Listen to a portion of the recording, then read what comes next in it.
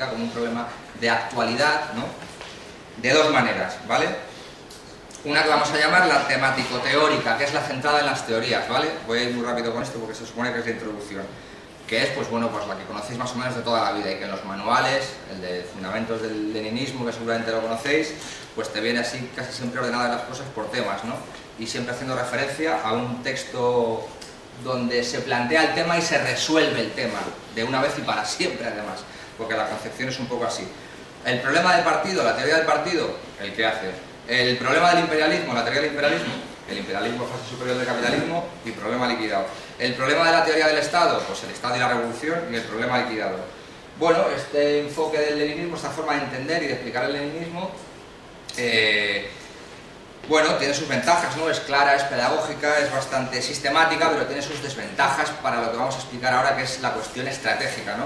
Es bastante lineal, es bastante estático y es bastante mecánico, porque los problemas que plantea el leninismo en cuanto al estado del imperialismo y la revolución o el partido no son problemas que se resuelvan en un libro aunque tenga 120 páginas, ni se resuelven igual en 1903 cuando escribe El Quehacer, o en 1902, perdón, que en el 1917 o 18 o 19 cuando se funda la Internacional.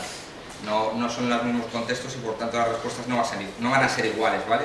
Vamos a intentar enfocar el leninismo desde el punto de vista de análisis estratégico como un método de análisis de las situaciones concretas y de dirección política estratégica, ¿vale? Como un método de elaboración política estratégica.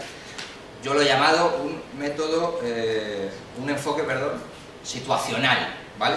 Un enfoque metódico situacional. En vez de estar centrado en las teorías políticas, está centrado en las estrategias concretas políticas que elabora Lenin en determinadas situaciones políticas concretas, ¿no? Centrado en las situaciones políticas y las líneas políticas que salen de esas situaciones, ¿no? En 1905 pues tendremos una estrategia, ¿no? Que es la de que el proletariado sea la vanguardia de la revolución democrático-burguesa, ¿no? En febrero-octubre de 1917 tendremos otra estrategia concreta, ¿no? Que será la de convertir la revolución de febrero, entendiendo que es democrático-burguesa, convertirla en revolución proletaria, ¿no? En 1921 tendremos otra estrategia política distinta, ¿no? Que será la de la NEP, la del repliegue, ¿no? La de hemos avanzado demasiado, ahora hay que retroceder, ¿no? Con sus líneas de alianzas, ¿no? Nos hemos alejado demasiado del campesinado, que es el aliado principal, con la NEP lo que vamos a hacer es dar marcha atrás, dar pasos atrás para volver a aliarnos con el campesinado, ¿no? Aunque eso nos retrase en el objetivo de avanzar al socialismo, ¿no? O en 1923, los últimos artículos de Lenin, que plantean una estrategia a largo plazo bastante interesante, que hablaba, por ejemplo, de que la clave de la revolución a nivel mundial va a estar en los procesos de descolonización en China, en la India y en todo el mundo que diríamos después, que se diría después, subdesarrollado o del tercer mundo, ¿no? Como vemos, era una previsión bastante acertada, ¿no? la que tenía en ese momento. Bueno, aunque este enfoque es más difuso, por decirlo de alguna manera, yo creo que se adapta mejor lo que vamos a intentar explicar, que es el análisis estratégico de por un lado, las estrategias propias y las estrategias del enemigo. Entender así el leninismo, que es lo que os estoy intentando decir ahora, nos va a servir para elaborar nuestra estrategia, entender la del enemigo y hacer autocrítica estratégica, ¿no? Es decir, emplear las herramientas de análisis para poder saber dónde nos equivocamos, en qué nos equivocamos y poder, pues está claro que articular una respuesta, ¿no? Bueno, para ello ya sabéis que el leninismo hace uso de conceptos y categorías para analizar las coyunturas políticas concretas e intervenir sobre ellas.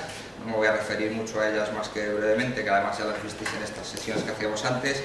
Pues agitación, propaganda, frente de masas, partido, consigna, insurrección, formas de lucha legales y ilegales, alianzas, etc. Cada una de estas categorías, cada una de estas herramientas habrá que situarlas en un marco dinámico definido por la correlación de fuerzas y definido por nuestra propia estrategia, ¿no? Por el objetivo que nosotros reconocemos como el propio, ¿no? Cada situación política va a modificar el funcionamiento de estas herramientas, pero siempre en función de la estrategia, ¿vale? Esto es importante que lo tengamos en cuenta porque si no, cuando analicemos lo que es el compromiso histórico, vamos a desparramar, porque en principio pues las palabras nos van a sonar, pero el objetivo vamos a ver que se difumina, ¿no? Y esa estrategia, ese objetivo, si es leninista, pues tenemos que entender que es el anterior, ¿no? Que hemos visto antes. El objetivo es resolver el problema de la revolución, resolver el problema de cómo organizar la revolución, ¿vale? Bueno, entonces, el problema de los compromisos. Entendemos que es parte del problema general de la política de alianzas. La política de alianzas es una parte esencial de cualquier estrategia, ¿vale?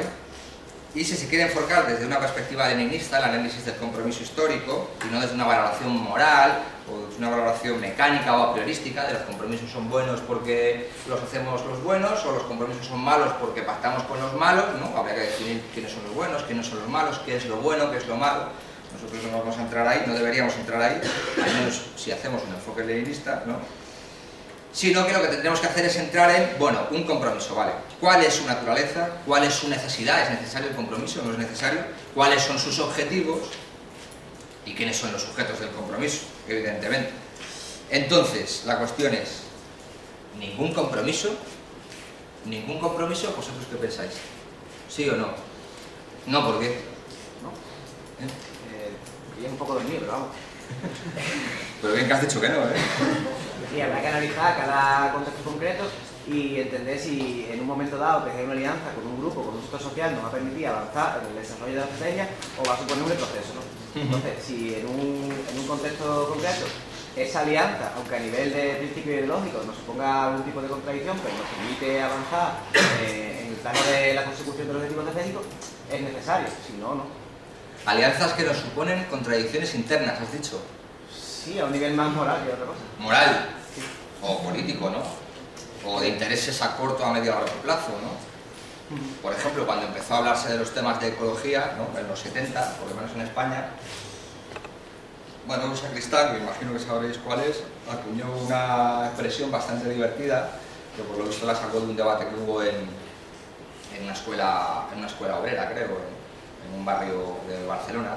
Estaban hablando de los temas de ecología y tal, y la importancia que era, pues, superar la civilización del coche, porque un coche para todos, que era como la proyección mental, ¿verdad?, que la gente en los 70 tenía de vivir bien, ¿no?, de acercarse al socialismo. El socialismo es un coche para todos.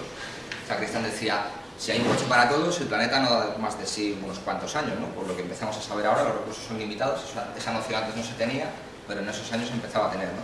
Y entonces, por lo visto, alguien decía, joder, cuando los obreros ya podemos tener el coche, los intelectuales os dais cuenta de que es malo el coche. Yo no entiendo nada, ¿no? Ahí había una contradicción entre los intereses a medio, a largo y a corto plazo, ¿no? Y la cuestión es hacerlos conciliables, claro, no explotar sus antagonismos y decir, intelectuales, o decir, obreros, sino intentar conciliarlos, ¿no? Bueno, ¿qué nos diría el Calvo sobre esto? Nos diría, todo proletario, gracias al ambiente en el que vive, observa la diferencia que hay entre un compromiso impuesto por condiciones objetivas y, por otro lado, un compromiso de traidores que achacan a causas objetivas su deseo de servir a los capitalistas y su falta de firmeza. Y eso que solo he puesto las cosas bonitas que decía, que ponían cosas peores, ¿eh? ¿Qué más nos dice el Calvo? Serán casos aislados extraordinariamente difíciles y complejos en que solo mediante los más grandes esfuerzos cabe determinar exactamente el verdadero carácter de tal o cual compromiso. O sea que ya vamos entendiendo que la cosa no es tan fácil de buenos o malos. ¿Qué más nos dice? Es indudable que en política se hallarán numerosos casos mucho más difíciles que la cuestión de saber si un compromiso contraído con ocasión de una huelga, por ejemplo, es legítimo, o si es más bien la obra traidora de un rompehuelgas, de un jefe traidor, etcétera, etcétera. Seguimos con el tema de las dificultades del asunto este. ¿Qué más nos dice? Preparar una receta o una regla general, ningún compromiso, para todos los casos, es absurdo. Es preciso contar con la propia cabeza para saber orientarse en cada caso particular. Saber contar con la propia cabeza y rechazar las recetas de carácter general. En las cuestiones de política práctica que surgen en cada momento particular o específico de la historia, es importante saber distinguir aquellas en que se manifiestan los compromisos de la especie más inadmisible y luchar contra ellas. Es decir, hay que saber distinguir los compromisos buenos de los malos, no en el sentido que hemos dicho antes, sino de los compromisos impuestos, digamos, por las condiciones objetivas y los compromisos que podemos contraer con más margen de libertad, ¿no? Con más margen de maniobra. La penúltima creo que está ya. Las gentes ingenuas y totalmente faltas de experiencia figuran que basta con admitir los compromisos en general para que desaparezca todo límite entre el oportunismo y el comunismo. Pero esas gentes, si todavía no saben que todos los límites en la naturaleza y en la sociedad son variables y hasta cierto punto convencionales, es decir, son una convención, es decir, son un compromiso, los límites también hasta cierto punto son un compromiso, no tienen cura posible, como no sea mediante un estudio prolongado, la educación, la ilustración y la experiencia política práctica. Y luego ya la última, un buen resumen. Toda la cuestión consiste en saber aplicar la táctica de los compromisos para elevar y no para rebajar el nivel general de conciencia, de espíritu revolucionario, de capacidad de lucha y de victoria del proletariado, ¿no? Esa sería la orientación general, que parece fácil, pero vamos a verlo porque no es. Todas las citas están tomadas del izquierdismo, enfermedad infantil del comunismo, ¿vale? Bueno, vamos a ir con el segundo punto, que era el tema del compromiso histórico, definiciones y demás, ¿no? Vamos a plantear el tema del compromiso histórico en tres sentidos, ¿vale? O sea, que entramos ya en materia. ¿Quién podría decirme qué es el compromiso histórico? Damos tres opciones, aunque aceptéis una. ¿Qué es el compromiso histórico? ¿Nadie lo sabe? En la escuela de cuadros de la UJC, 5 meses antes de un congreso, lo que es el compromiso histórico. Y luego vais por allí, diréis que Cabello es un cabrón, que Berlinguer es un traidor y que todo da pena. Bueno, ¿sí? A ver, el compromiso histórico fue la política eurocomunista procedentaria por Berlinguer. Sí, sí. Según la cual la situación de crisis del país aconsejaba una alianza de clases entre la clase trabajadora y las clases, digamos, dominantes por sacar adelante el país dentro del pacto institucional burgués. Y además identificando de paso las clases con los partidos de clase. Ajá, sí, bien. ¿Alguna más? Sí.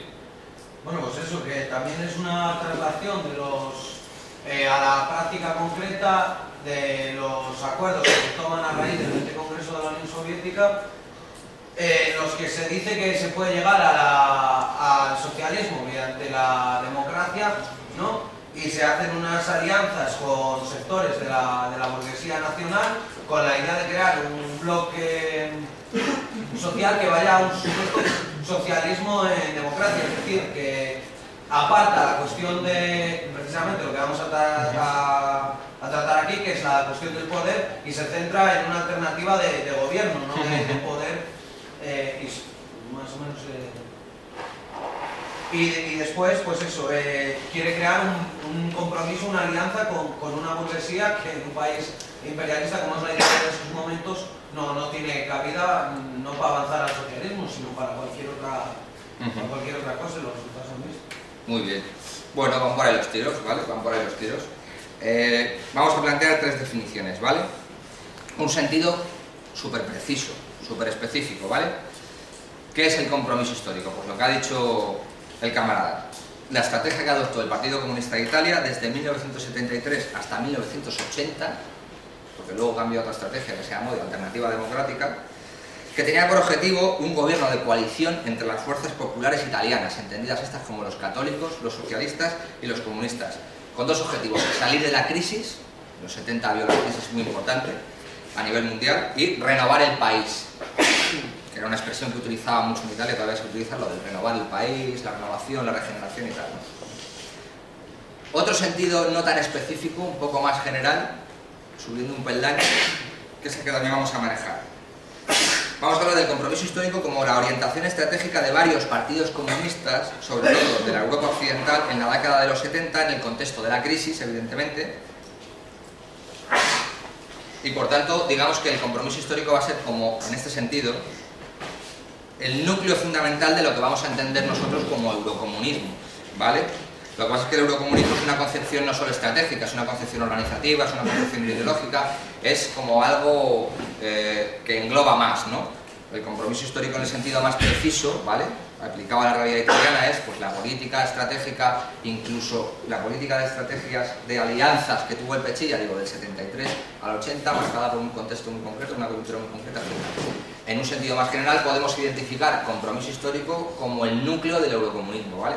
Y luego en un sentido más general, que seguramente es el que pues utilizaréis vosotros, el que utilizo yo, el que utiliza Rafa también, incluso con sinónimos como el Juntos Podemos, ¿verdad? Cuando hablamos en el documento del 8º Congreso de la UJC del Juntos Podemos, en el fondo de lo que estamos hablando es de la estrategia del compromiso histórico, ¿verdad?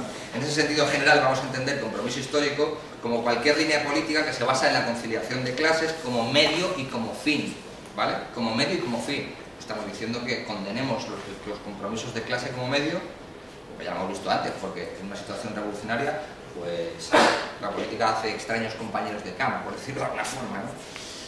y que tiene como consecuencia, esta política general de compromiso de clases como medio y como fin, bueno, pues desarrollos conceptuales o ideas nuevas, ¿no? O más que ideas nuevas, reedición de ideas viejas sobre qué es el partido, qué es la democracia, qué es el socialismo, qué es el Estado, qué es el poder, ¿vale? En esta concepción general, ¿no? Cuando hablamos del compromiso histórico en un sentido general, también va a influir en cómo entendemos el partido, cómo entendemos la democracia, cómo entendemos el Estado, cómo entendemos el poder político, etcétera, etcétera. ¿Vale?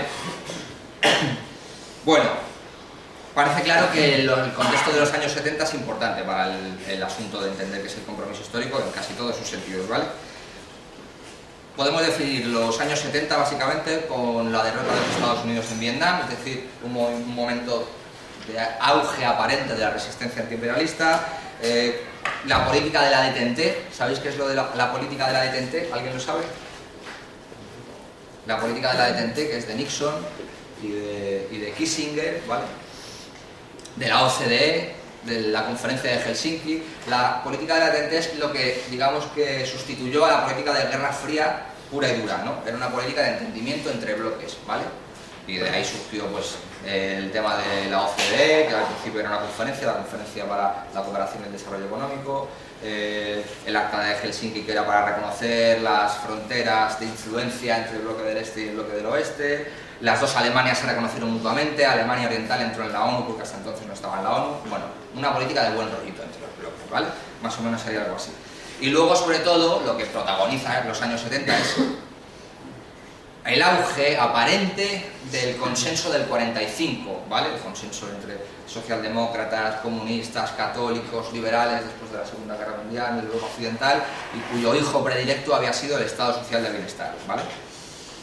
Bueno, pero va a haber dos cuestiones también en estos años, sobre todo en el año 73, que van a marcar la ruptura de todo este marco, ¿vale? Crisis económica, la crisis económica y el golpe fascista en Chile, ¿vale? Estas cuestiones van a ser claves. Crisis económica, vamos a intentar caracterizarla súper rápidamente. Se trata de una crisis producida por los elevados costes de los factores productivos, ¿no?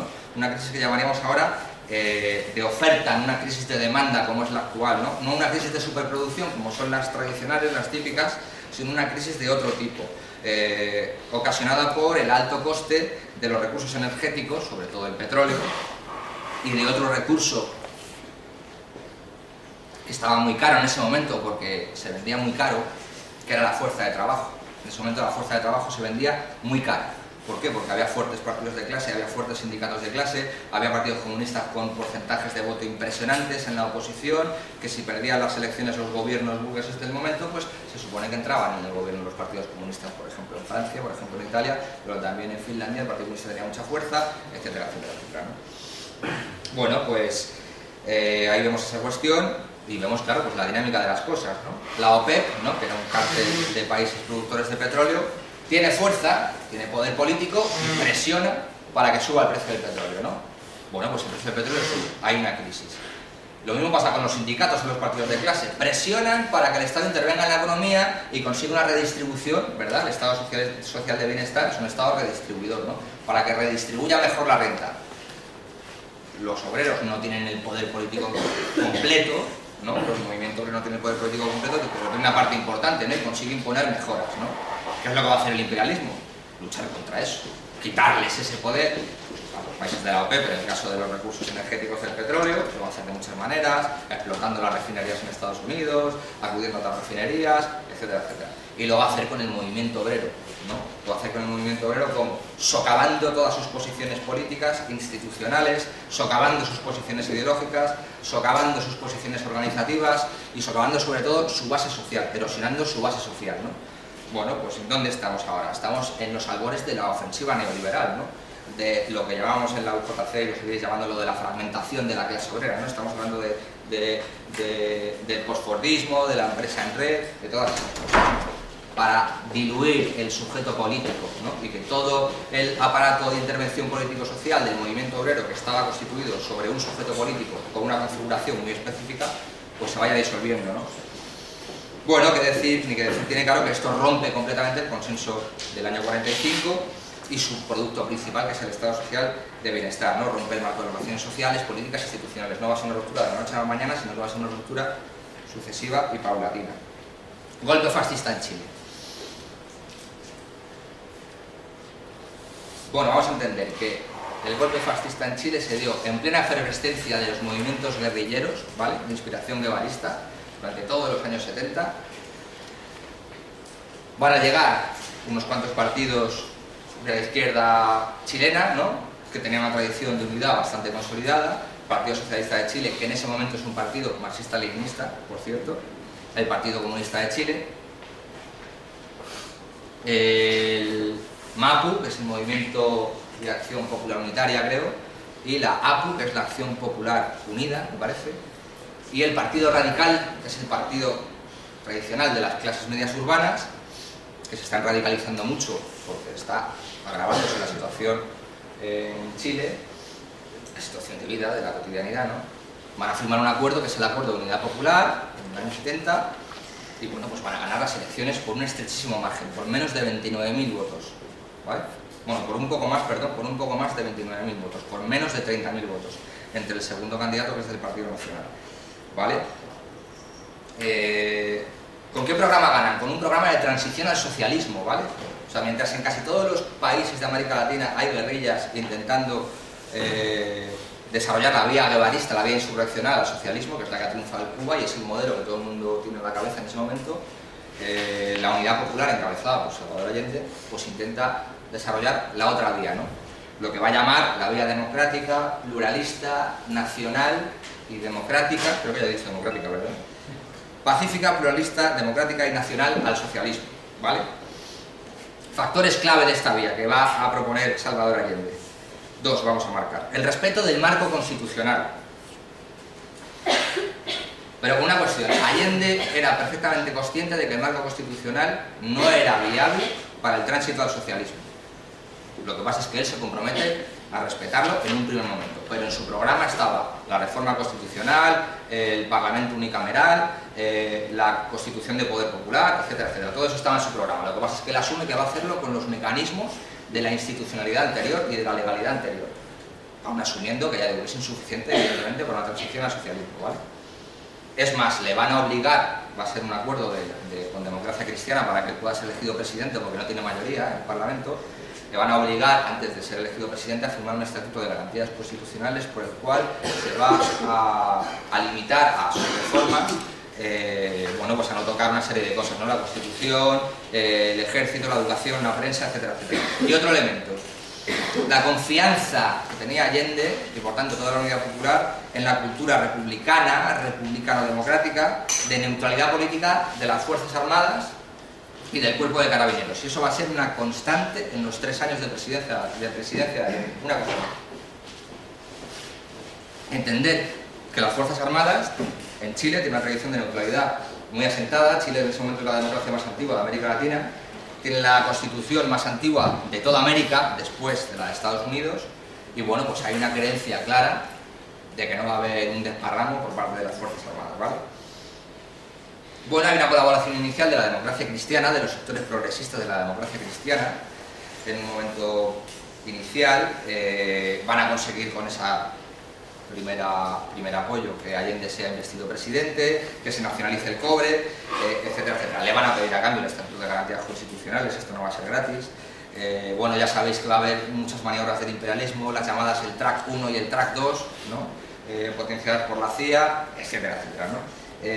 Sabéis que justo poco después de la investidura de Allende se va a asesinar a René Schneider, que era el comandante en jefe y el principal valedor de esa cultura republicana democrática de neutralidad de las Fuerzas Armadas.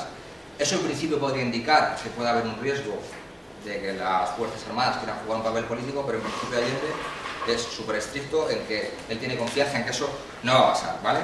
Bueno, ya sabéis que pues, el proceso se radicaliza, el imperialismo impone el cierre patronal, impone el terrorismo fascista, etcétera, etcétera. Se radicaliza también la Unidad Popular, se intenta imponer una institucionalidad nueva al margen del proceso que se está llevando a cabo desde las instituciones, con antagonismo entre lo que pasa en las instituciones y lo que pasa fuera de las instituciones, ¿no? Una parte de la Unidad Popular intenta desarrollar lo que se llamó la Asamblea del Pueblo, que era como la nueva Cámara de Representación, pero claro, al margen de los partidos de la Unidad Popular, ¿no? Y bueno, pues luego ya sabéis que se impone el golpe del 11 de septiembre de 1973. Bueno, vamos a ver unas cuantas ideillas de Allende en torno a la vía chilena del socialismo, una vía pluralista, nacional, pacífica y democrática. ¿Qué es lo que dice Allende? Dice, la Unidad Popular se plantea como una alternativa de un gobierno diferente. Es la conquista del poder para el pueblo. O sea, que vemos que hay un concepto de alternativa de gobierno que en principio no nos mola, pero luego él lo asocia a la conquista del poder para el pueblo. Esa es su intervención en el Senado en enero de 1970, cuando es nombrado candidato de la Unidad Popular. Puede concebirse evolución pacífica, el socialismo se entiende, en los países donde la representación popular concentra en ella todo el poder y de acuerdo con la Constitución se puede hacer lo que se desee. Esto es en noviembre del 70 en el Estadio Nacional, en el discurso de celebración de la victoria, ¿no? Tanto el respeto al Parlamento, el respeto a la Constitución, ¿no? Eso estaba presente en la vida chilena del socialismo. Lo que digo que está presente en todo este periodo. Rindo personal reconocimiento de nuestro pueblo a las Fuerzas Armadas y al Cuerpo de Carabineros, fieles a las normas constitucionales. También en el mismo discurso en el que dice esto. Frases como estas van a ser constantes en los 3 años de presidencia, ¿vale? El pueblo está conquistando el poder político sin verse obligado a usar las armas, vía pacífica, combatiendo las limitaciones de la democracia liberal, o sea, entendiendo que la democracia liberal es insuficiente para el tránsito al socialismo. Lo institucional solo encuentra su sentido en la clase, en la fuerza social que lo utiliza. El poder de la burguesía descansa en el poder económico, no en la institucionalidad. Allende era minoría en su partido, en el Partido Socialista, y tenía muchos debates de este tipo, porque, por ejemplo, lo que estaba planteando el Partido Socialista en este momento era que toda la institucionalidad era per se burguesa, y con lo cual lo que había que hacer era confrontar directamente con la institucionalidad. Allende decía, bueno, si estamos en el gobierno, pues yo entonces estáis confrontando conmigo, ¿no? Eso fue un drama para el proceso. El régimen institucional debe ser cambiado, pero por la voluntad de la mayoría y a través de los mecanismos de expresión democráticos pertinentes, capta los dirigentes de los partidos de la Unidad Popular en junio o julio del 72, cuando ya la cosa se empieza a salir de madre. Como hemos ido intentando ligar la institucionalidad con los procesos constituyentes, ¿no? La cuestión que tiene planteada el proceso es si la institucionalidad actual puede abrir paso a la de la transición al socialismo, mensaje al Congreso de marzo del 72. O sea que en el fondo la cuestión la tenía bien enfilada, ¿vale? Bien encaminada. Luego vamos a ver que cuando los del compromiso histórico en Europa se intenten remitir a Allende, la cuestión no va a estar ni mucho menos tan bien enfilada, ¿vale? Hay que desarrollar el poder popular vinculado al gobierno y sin antagonismo con el régimen institucional. El camino de la Unidad Popular no es el insurreccional. Carta a Patricio Aylwin, que es el presidente de Democracia Cristiana, en agosto del 73, o sea, un mes antes del golpe de Estado, ¿no? Pues el presidente Allende prácticamente desesperado, aislado, además han perdido las elecciones legislativas. Bueno, una situación bastante compleja, ¿vale? Bueno, pues esas cuestiones. Vale, pues entonces, ¿ante qué estamos? Después del golpe de Estado de Chile, ¿ante qué estamos? Estamos ante el inicio de un contraataque a nivel global de la oligarquía, ¿vale? Que va a llevar una estrategia de exterminio a los movimientos revolucionarios de América Latina, que es todas las dictaduras del Cono Sur durante los años 70, y en Europa Occidental lo que va a hacer es una estrategia de acoso y derriba al movimiento obrero, lo que hemos visto antes, ¿no? De segar la hierba bajo sus pies, ¿vale? Erosionando su base social y su organización. Bueno, ahora entramos con el tema del compromiso histórico en el sentido específico, la política del Partido Comunista Italiano, ¿vale? Apenas un mes después, ni siquiera un mes, 15-20 días después del golpe de Chile, este tipo, que ya lo hemos visto antes, que es Enrico Berlinguer, el secretario general del PSI, lleva un año apenas de secretario general, publica en la revista teórica del partido, Rinascita, 3 artículos, ¿vale?, que se titulan Reflexiones desde Italia sobre los sucesos de Chile, ¿vale? No va a hablar de Chile más que en 2 líneas, solo va a hablar de Italia, pero lo que dice marcó una época en el movimiento comunista internacional, ¿vale? Lanza una propuesta que se va a definir por los siguientes contenidos. Un acuerdo para salir de la crisis y renovar políticamente el país, regeneración democrática e introducción de elementos de socialismo, que se dijo después, esto no lo dijo en estos artículos, lo dijo después. ¿Entre quiénes? Entre las fuerzas populares italianas, ya lo hemos visto, católicos, comunistas y socialistas, ¿no? ¿Cuál es la base política de este entendimiento? eran las fuerzas populares que habían resistido al fascismo italiano, las fuerzas populares que habían impulsado la renovación popular, la renovación democrática, que habían impulsado la república antifascista del consenso del 45, ¿no? ¿El objetivo cuál es? Aislar la reacción en un contexto en el que la crisis pues, está haciendo que los fascistas, pues, los misinos que se decía entonces y otros sectores, ¿no? Pues se envalentonen bastante, ¿no? Y luego también una cuestión muy interesante en estos artículos, el reconocimiento de que el PCI no podría gobernar ni aunque tuviera el 51% de los resultados electorales y del apoyo parlamentario, ni por sí solo, ni en coalición con el Partido Socialista Italiano, ¿vale? El reconocimiento de que ni con la mitad más uno vamos a poder gobernar. Eso es un reconocimiento muy duro, sobre todo para un país que quiere ser democrático, ¿no? Es bueno, como cuando van a las elecciones los partidos que se supone que no tienen que ganarlas y entonces todo el mundo se vuelve loco y dice, bueno, es que esto es un desparrame, es que esto es, qué incompetencia, ¿no? Qué reflexión la de este pueblo, qué inmadurez, ¿no? Bueno, pues, preveyendo, digamos, esa situación, Berlinguer dice, no os preocupéis, que yo sé que con un 51 no me vais a dejar gobernar, ¿vale? Os voy a proponer otra cosa, ¿vale? La cuestión fundamental. ¿Cuál es la cuestión fundamental que plantea Berlinguer? No la plantea explícitamente, pero está planteada implícitamente. La cuestión es reeditar el consenso del 45. Esa es la cuestión que desde el punto de vista está planteando Berlinguer. ¿Cuál es el consenso del 45? No es solo el antifascismo, la unidad de las fuerzas populares, es también el PCI en el gobierno. El PCI estaba en el gobierno cuando se retiran las tropas, vamos, la liberación nacional italiana, ¿no? El 25 de abril. El PCI está en el gobierno hasta el año 48. Y el PCF está en el gobierno en Francia, ¿vale?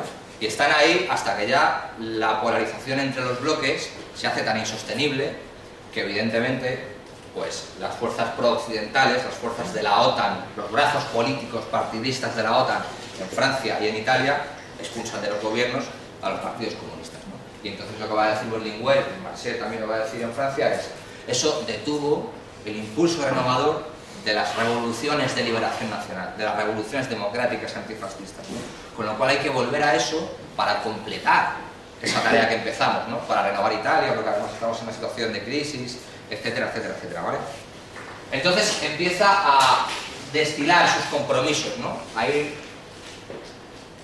hilvanándolos, ¿no? Como miguitas de pan, ¿vale? Compromiso de no salir de la OTAN, por ejemplo, plantea no salir de la OTAN. Italia era un país que estaba en la OTAN, de hecho, había una broma que se decía mucho en esa época, me la ha contado mi padre alguna vez, que cada vez que había elecciones en Italia, pues siempre estaba el riesgo de que el Partido Comunista podía ganar, ¿no? Siempre se decía que había pucherazo, etcétera, etcétera. Y casualmente siempre la cuarta o la quinta flota estadounidense, que andaba por ahí, que es la que estaba por el Mediterráneo, no sé si es la cuarta o la quinta, pues atracaba en Roma unos cuantos días, ¿no? Mientras eran las elecciones, pues atracaban ahí 40 o 50 barcos, portaaviones, con bombas atómicas y tal, pues se quedaban ahí un poco, pero no influían en el resultado, o sea, nadie lo tenía en cuenta.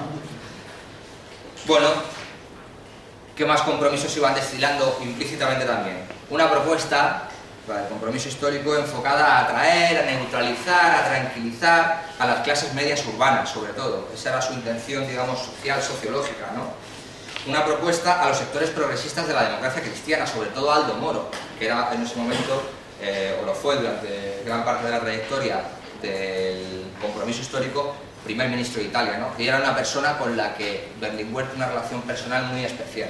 Y en un momento dado, todas las esperanzas de llegar al compromiso histórico, es decir, de que el PCI entre en el gobierno, se van a basar en el buen rollo que hay entre Moro y entre Berlinguer, de tal manera que al final a Moro lo van a matar, ¿no?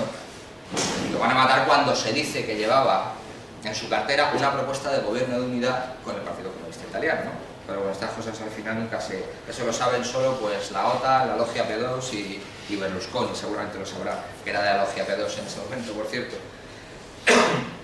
Bueno, una propuesta para tranquilizar a la oligarquía, también lo era. Estamos diciendo que vamos a mantener el país en la OTAN, cuando estamos diciendo también, aunque no lo he dicho, pero lo digo ahora, que no vamos a nacionalizar los monopolios extranjeros, estamos tranquilizando a la oligarquía, no solo de Italia, sino de Europa y de Estados Unidos, ¿no? Es decir, estamos intentando tranquilizar al imperialismo también, ¿no? Porque cuando estamos diciendo que nos vamos a quedar en la OTAN, lo que estamos diciendo es que vamos a mantener el equilibrio de fuerzas y la correlación de fuerzas a nivel internacional, ¿vale? Y vamos a decir, obviamente, vamos a quitarnos ese San Benito, que es lo que al Partido Comunista de Italia, sobre todo, y al francés, en menor medida le va a preocupar el San Benito de ser la quinta columna de las tropas del Ejército Rojo en Europa Occidental, ¿no? Que va a ser la propaganda que siempre se va a decir, ¿no? Bueno, pues quieren quitarse ese San Benito y para eso pues tienen que ir dando compromisos para demostrar que son gente responsable, gente respetable y que pueden entrar en un gobierno de gestión de la crisis, porque no olvidemos que en este momento hay una crisis económica muy aguda. Bueno, ¿qué pasó al final? Brevemente, reforzamiento de la izquierda radical, lo que en ese momento se llamaba el área de la autonomía, ¿no?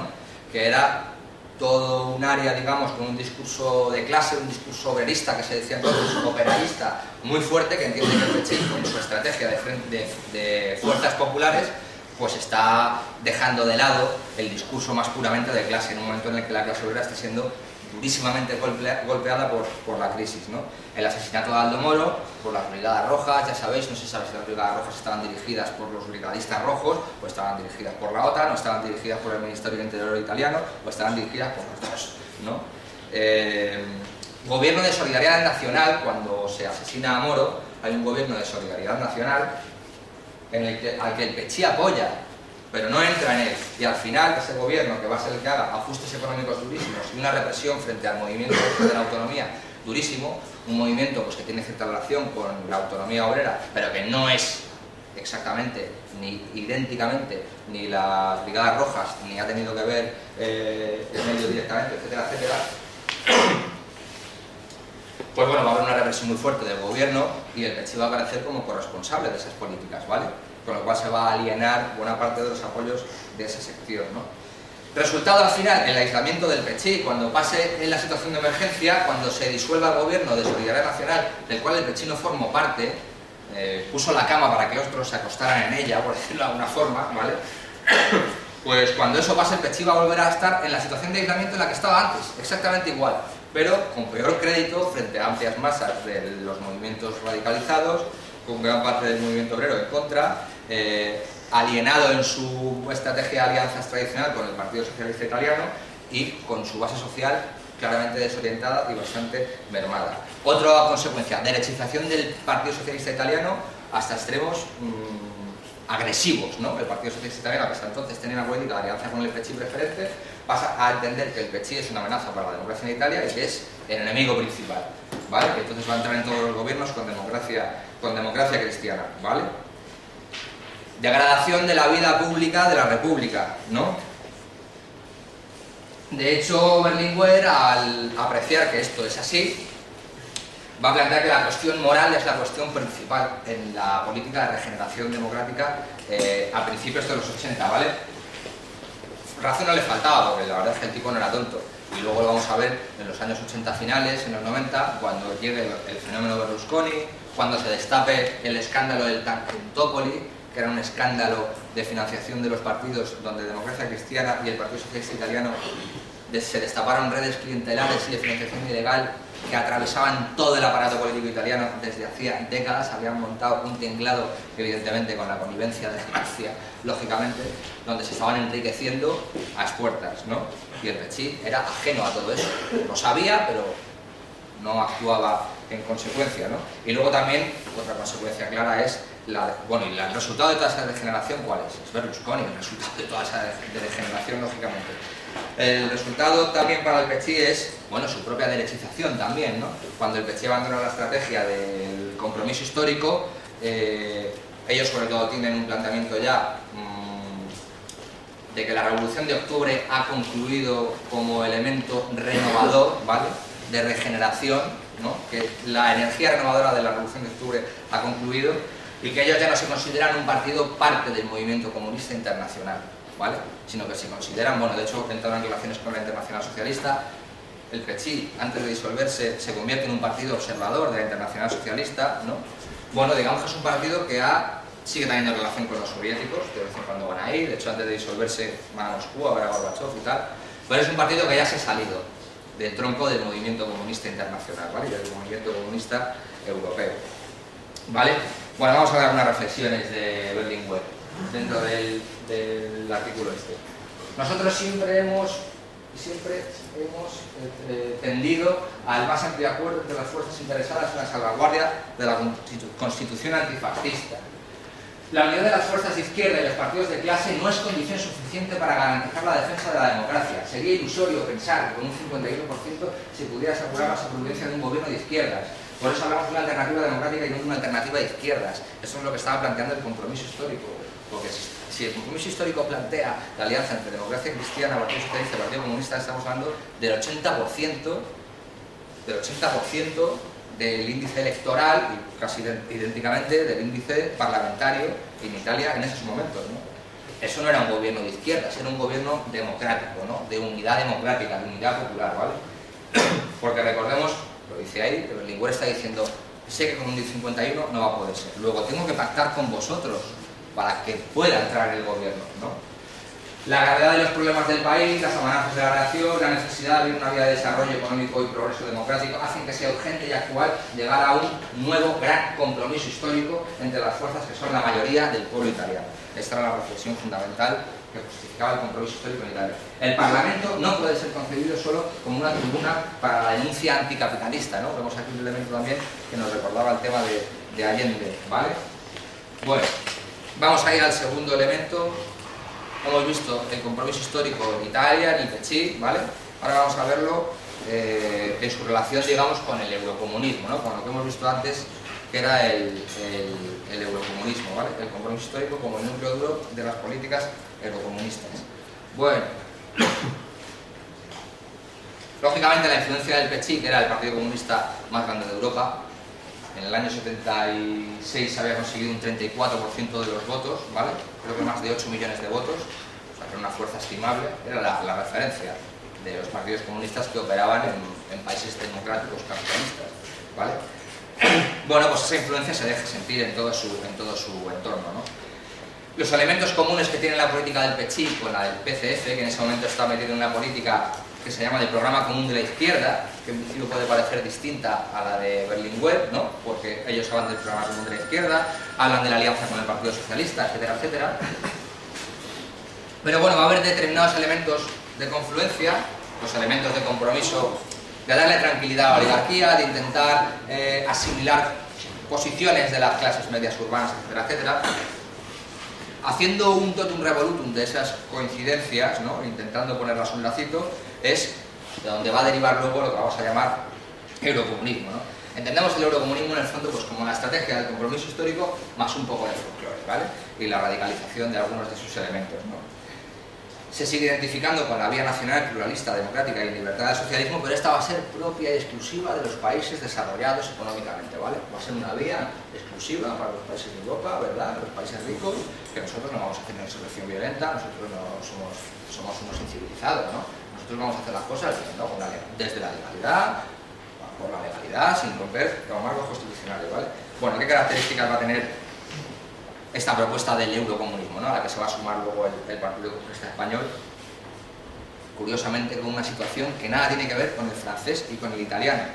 O sea, que el PC se metiera en esto es una rara avis. Los partidos que más se parecían al PC en ese momento eran el griego y el portugués. ¿Por qué? Porque esos tres partidos estaban operando en países que tenían dictaduras militares fascistas, ¿vale? Eran países del sur y eran países de la periferia de Europa, ¿no? Eran los PIGs, ya entonces éramos los PIGs, ¿vale? Lo éramos.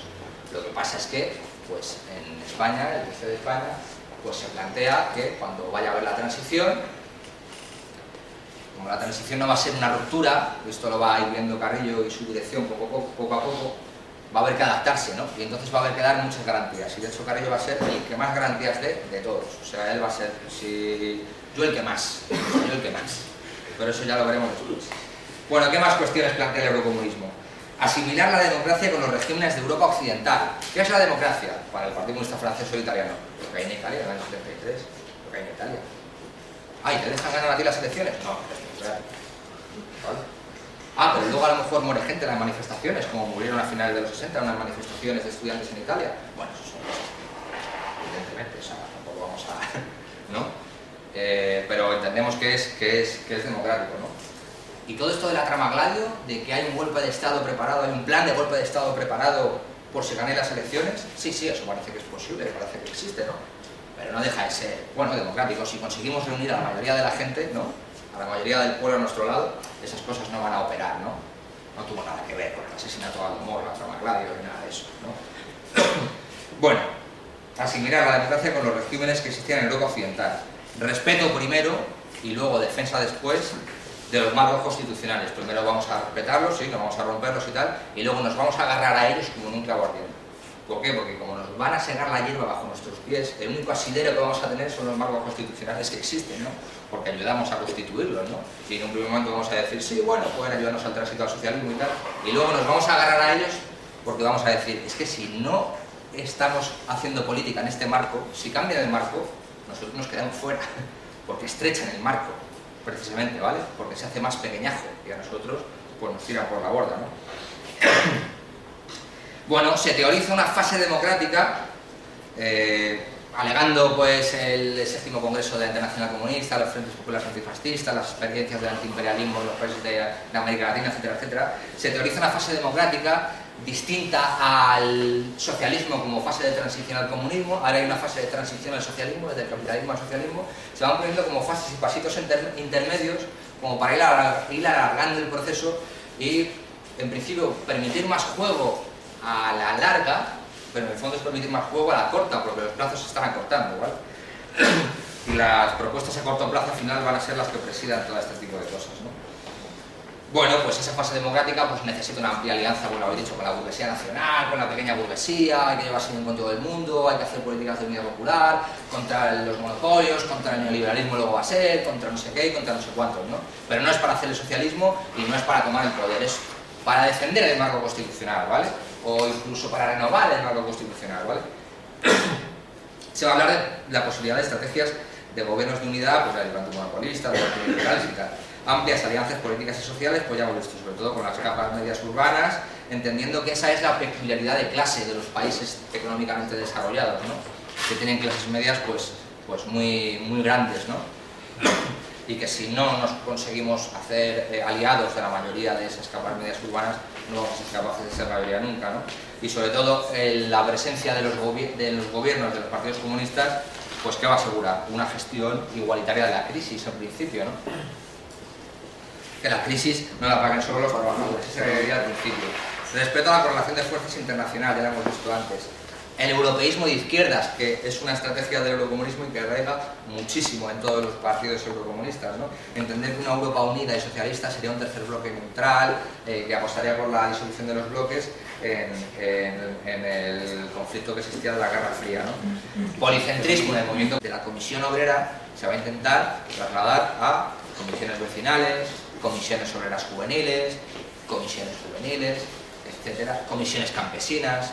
Muchas no van a salir, de hecho la mayoría, pero la fórmula esa, ¿no?, de organizar, identificar, constituir, dotar de contenido estratégico, dotar de dirección estratégica, esa fórmula va a empezar a operar eficazmente a partir del año 56. Va a tener esos elementos también que decís del pacto con la pequeña burguesía y del pacto con la burguesía nacional y demás. Pero se está hablando de revolución democrática, se está hablando de revolución política, se está hablando incluso de la posibilidad de una insurrección, de un levantamiento, que era el tema de la huelga nacional política, que era el objetivo estratégico del partido, ¿vale? Y de hecho el partido influye tanto en el movimiento obrero para conseguir esa huelga, que en el fondo no era pues más que lo que intenta hacer una huelga, parar el país. Y el partido tenía una estructura orientada a parar el país, ¿no?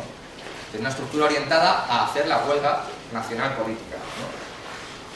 Bueno, eso es la política de la reconciliación nacional.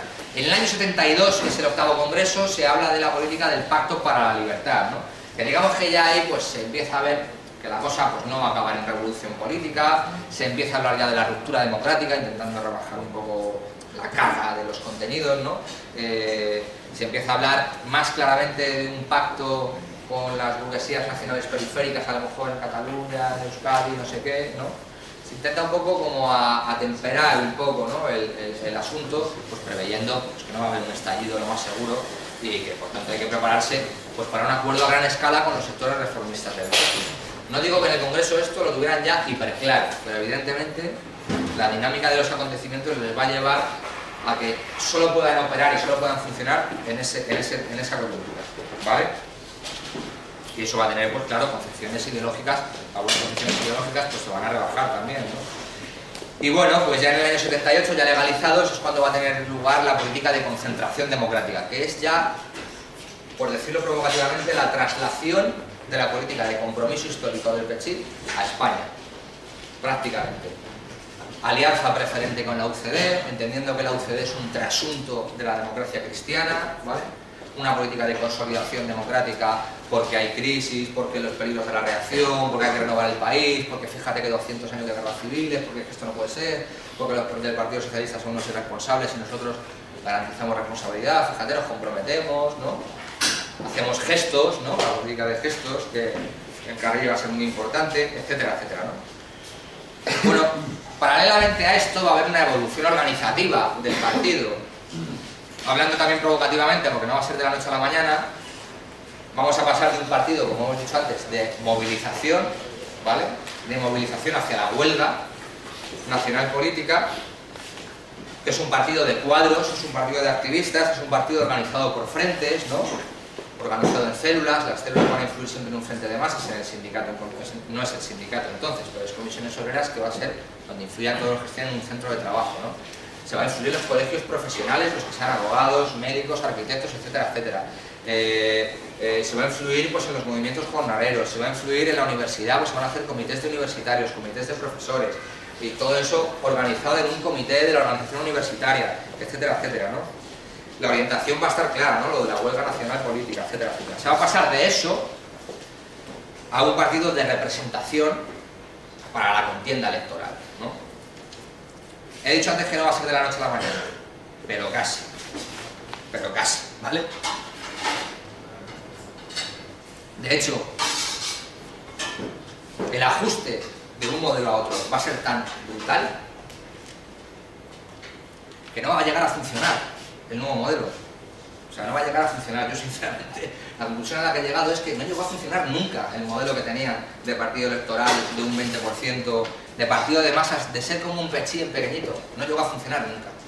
En 2 años desmantelaron toda la organización celular, 2 o 3, no me lo invento, lo podéis leer en informes políticos del Comité Provincial de Madrid, ya están por ahí en la biblioteca del Mundo Obrero, los podéis leer también en el informe de Carrillo y el Comité Central de Roma hacia las agrupaciones comunistas.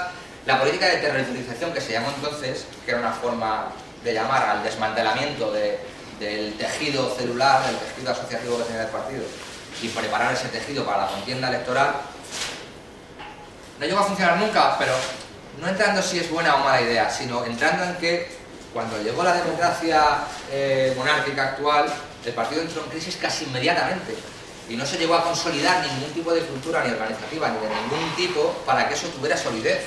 Entonces al final, ¿qué se hizo? Cada uno se montó su fracción y se militó en las fracciones, y ahí seguimos todavía en esa trayectoria, ¿no?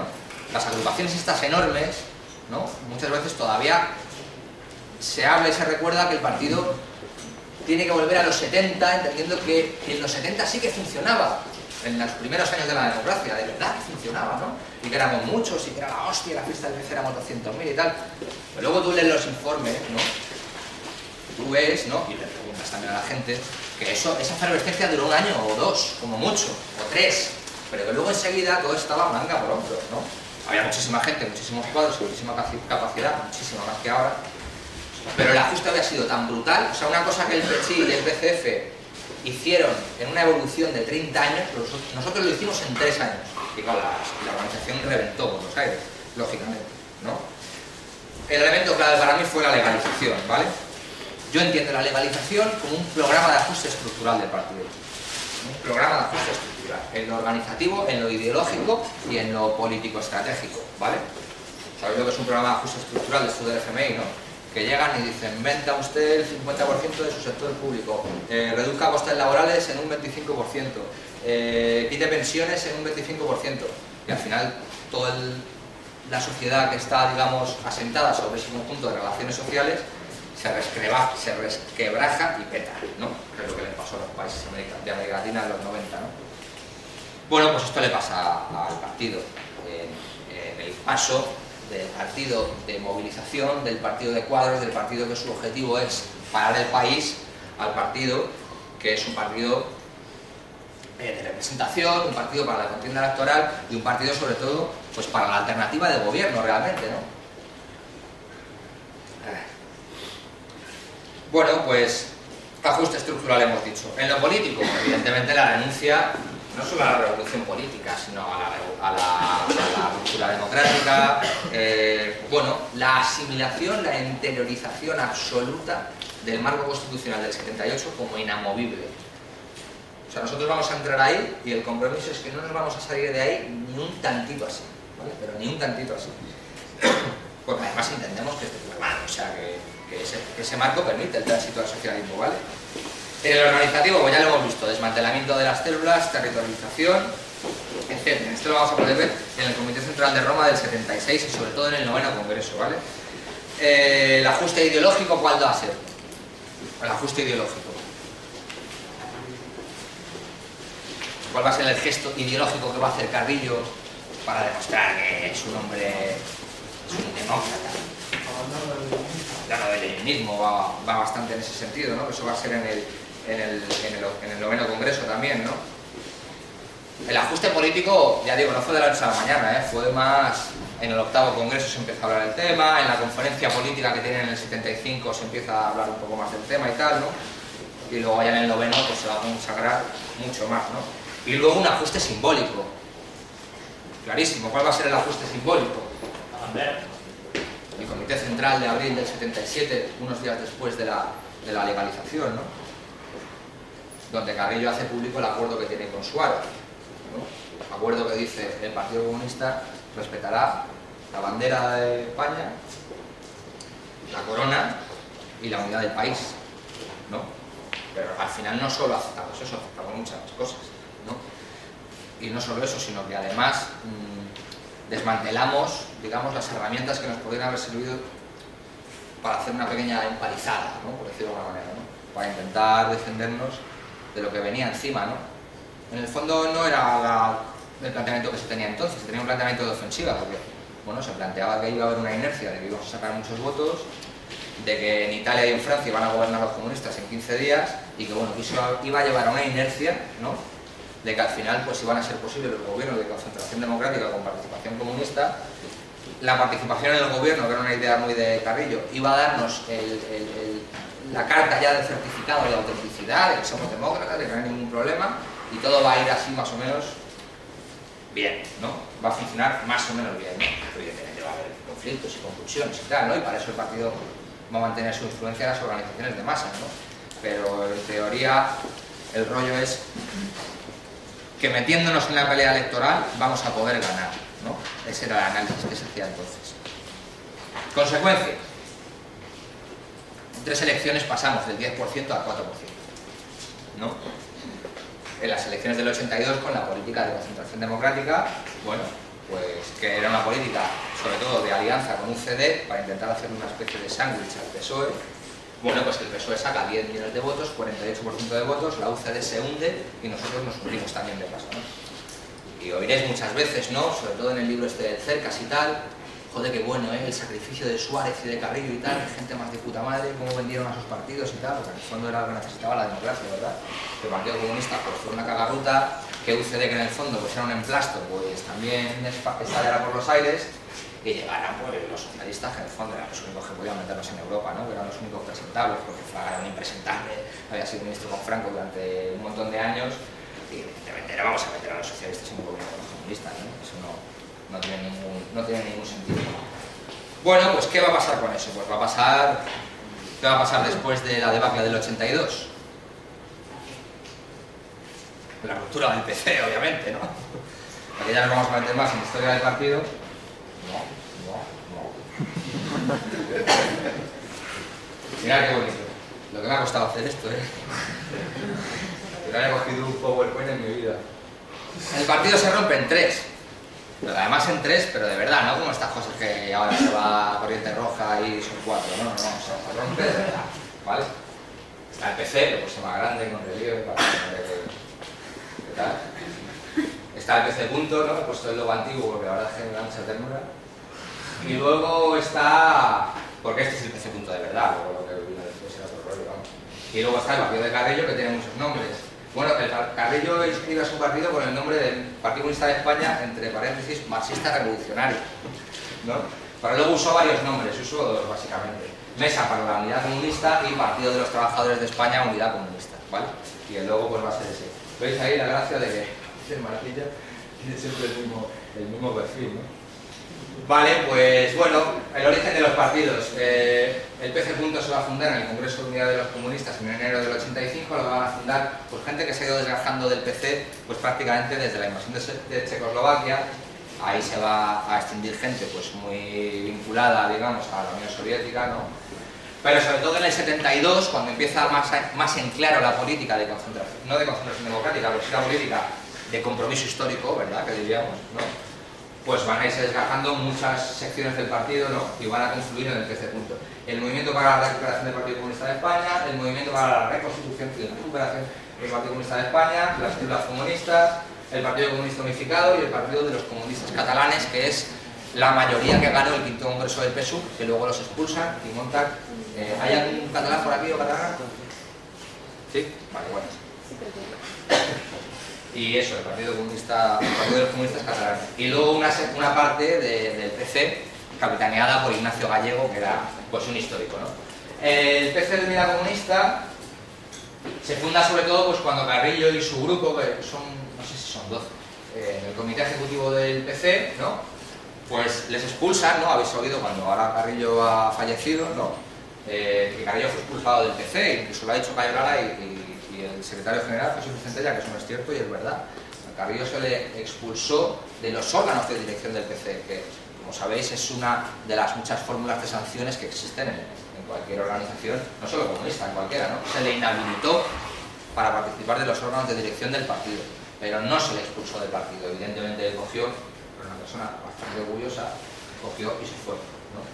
Estaba ya decidido a irse. De hecho, si leéis las actas del central y de los centrales anteriores, que las podéis leer porque están en Mundo Obrero, veis que se fuerza la ruptura, ¿no? Y era mayoría en Madrid, era mayoría en Valencia, o sea, no era ninguna tontería, ¿vale? Lo fundan, los expulsan en abril del 85 y lo fundan en octubre del 85, ¿vale? La política estratégica de... Bueno, la definición, este va a ser marxista revolucionario, este va a ser marxista leninista, y este va a ser... Esto no lo tengo confirmado, lo leí en un libro de una serie hace muchos años y nunca he conseguido volver a leerlo, la verdad. En un libro que era Programa y Estatutos del Partido de los Trabajadores de España. O sea que si lo buscáis y lo encontráis, por favor, me llamáis y me lo decís. Pero yo creo recordar que en ese libro ponía, en los estatutos, que la Mesa era un partido marxista y leninista. El partido de Carrillo era marxista y leninista, ¿vale? O sea, con toda la historia esta del noveno congreso y tal, bueno, pues al final hace un partido y lo hace marxista y leninista, ¿vale? También para que veáis un poco la artificialidad de algunos de estos debates, que aquí había mucho interés también, interés de baja estofa. Bueno, la política de este partido va a ser la de convergencia social, que va a ser la que sustituye a la política de concentración democrática, ¿vale? La de este va a ser la política de frente de izquierdas, que van a llamar, y esta va a ser la política de unidad de la izquierda. Al final estos dos, en un principio estos dos van a coquetear, bueno, va a haber un juego aquí a tres bandas, un menajatura bastante extraño. Pero ya sabéis que estos dos al final pues se van a meter en Izquierda Unida, porque el PC va a entender que Izquierda Unida es el germen del frente de izquierdas, ¿vale? Cuando Carrillo entiende, el partido Carrillo entiende que cuando se habla de unidad de la izquierda, no se habla de Izquierda Unida, que esos son el PC y 4 partiduchos, sino que es el PC reunido, unificado todo ya otra vez, y el Partido Socialista. Eso es lo que Carrillo va a entender como unidad de la izquierda, ¿vale?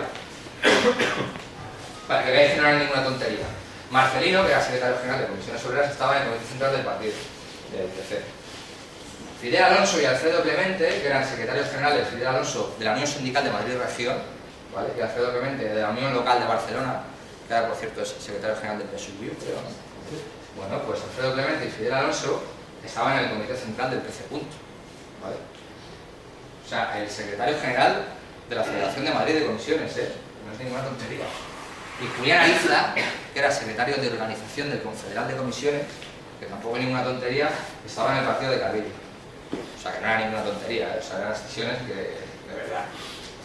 Este está reconocido por la URSS, obviamente, este también está reconocido por la URSS, y Carrillo se estuvo peleando hasta última hora para que reconociera la URSS, pero no reconoció la URSS. Sí, efectivamente, y creo que Ceausescu también. la presidenta que era la abuela, Dolores, ¿no? Y el secretario general, pues primero fue Iglesias, Gerardo Iglesias, y luego Anguilla, ¿no? Y aquí el presidente, pues, o sea, primero fue el secretario general gallego y luego pues pusieron a Joan Ramos, que era el secretario de Cataluña, y Gallego pasó a ser presidente. Y aquí el presidente creo que siempre fue Carrillo, y el secretario general fue Adolfo Piñedo. Vale, ¿por qué os cuento esta historia? Al final esto va a ser el resultado del fracaso de la política de concentración democrática y del fracaso del eurocomunismo en el Partido Comunista de España, ¿no? La desgracia que tuvimos es que al final, pues la autocrítica de todo esto, pues no llegó, no llegó a consumarse, ¿no? La autocrítica que hubo en el 11 Congreso, que fue el que reelige a Gerardo Iglesias, ¿no?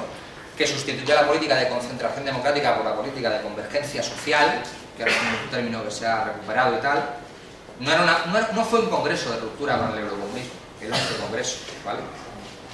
No fue un congreso de superación del marco constitucional. De hecho, podéis ver también en YouTube la primera intervención televisada de Gerardo Iglesias cuando era secretario general, que él plantea el objetivo de los comunistas ahora sigue siendo defender la democracia, defender la Constitución. O sea, que el tío sigue en el compromiso de no moverse un ápice de la Constitución, ¿vale?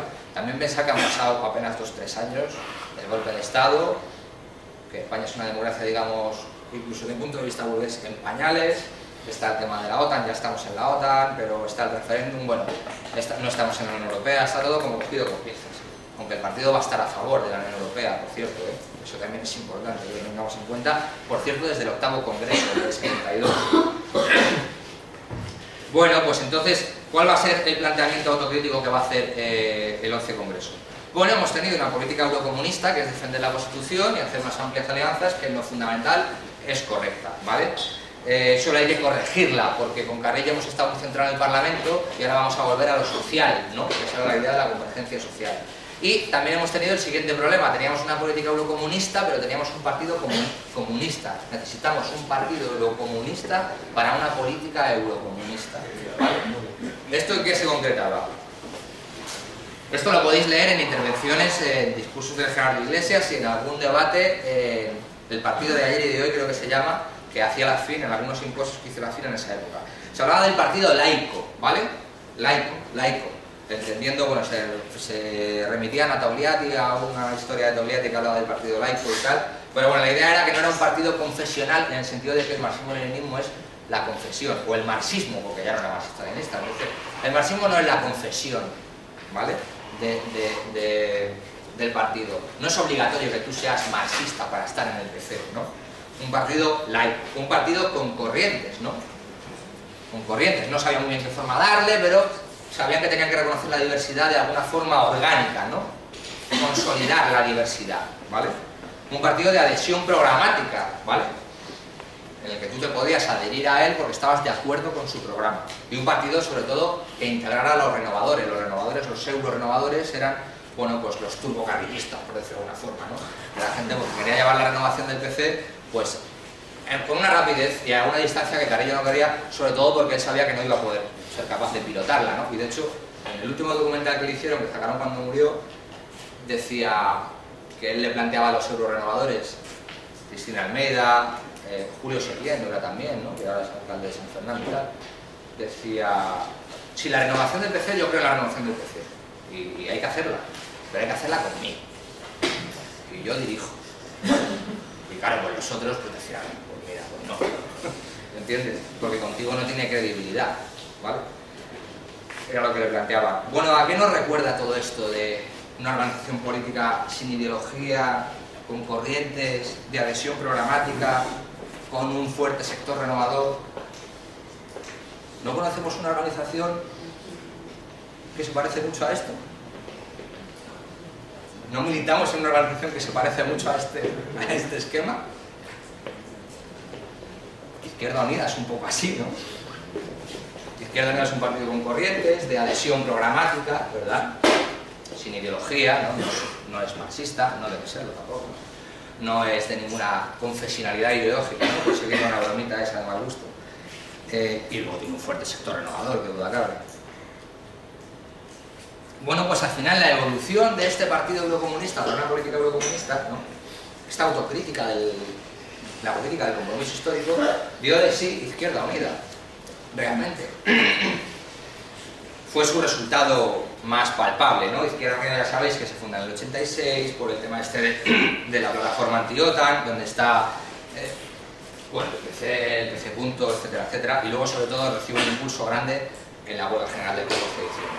El año antes de la huelga general había habido un congreso de comisiones donde los sectores influidos por el PC y los sectores influidos por el PC punto ya han hecho una alianza para cepillarse a los carrillistas de todos los puestos de dirección, que eso también es importante. Sobre todo en la Federación del Metal, gracias a un tipo que se llamaba Tojo, por cierto. Y que en ese momento creo que está en el central del partido, por lo menos creo que tiene el carnet del partido, ¿vale? Bueno, pues al final Carrillo no entra en Izquierda Unida porque considera que atenta contra la identidad comunista, ¿vale? Sí, porque hay que presentarse con la hoz y el martillo y hay que presentarse con la palabra comunista en la lista electoral. Eso es lo que está planteando Carrillo. No sé si habéis visto La Tuerca, el episodio, bueno, el programa en el que el Pablo Iglesias entrevista a Carrillo, ¿lo habéis visto? ¿No lo habéis visto? Bueno, tenéis que verlo. Que dice Carrillo se reinventa, o sea, se reinventaba. Tenía un ciclo vital bastante curioso, la verdad, ¿no? De resurrección y demás, ¿no? Pues Carrillo dice, cuando a mí me expulsan del PC, porque siempre hablo que deben expulsar, yo lo que planteo es que hay que ir a un partido nuevo, a un partido de izquierdas, que superara ese rollo de comunistas, socialistas democráticos, etcétera, etcétera. Es un poco lo que intenta hacer Izquierda Unida ahora, ¿no? Lo que intenté hacer antes, ¿no? Pero no me hicieron caso, ¿no? Eso es lo que viene a decir en la entrevista. Bueno, no hay más que acudir. La verdad es que el entrevistador estuvo poco hábil, porque si hubiera acudido a las fuentes, ¿no? Hubiéramos podido ver que Carrillo no planteaba para nada eso, para nada en ese momento, para nada. O sea, Carrillo en ese momento, cuando lo expulsan y poco después, se erige en defensor a ultranza de la identidad comunista. Pero a ultranza, o sea, es, una vez más, el que más. O sea, si cuando la Constitución era el que más monárquico, pues aquí era el que más comunista, el que más.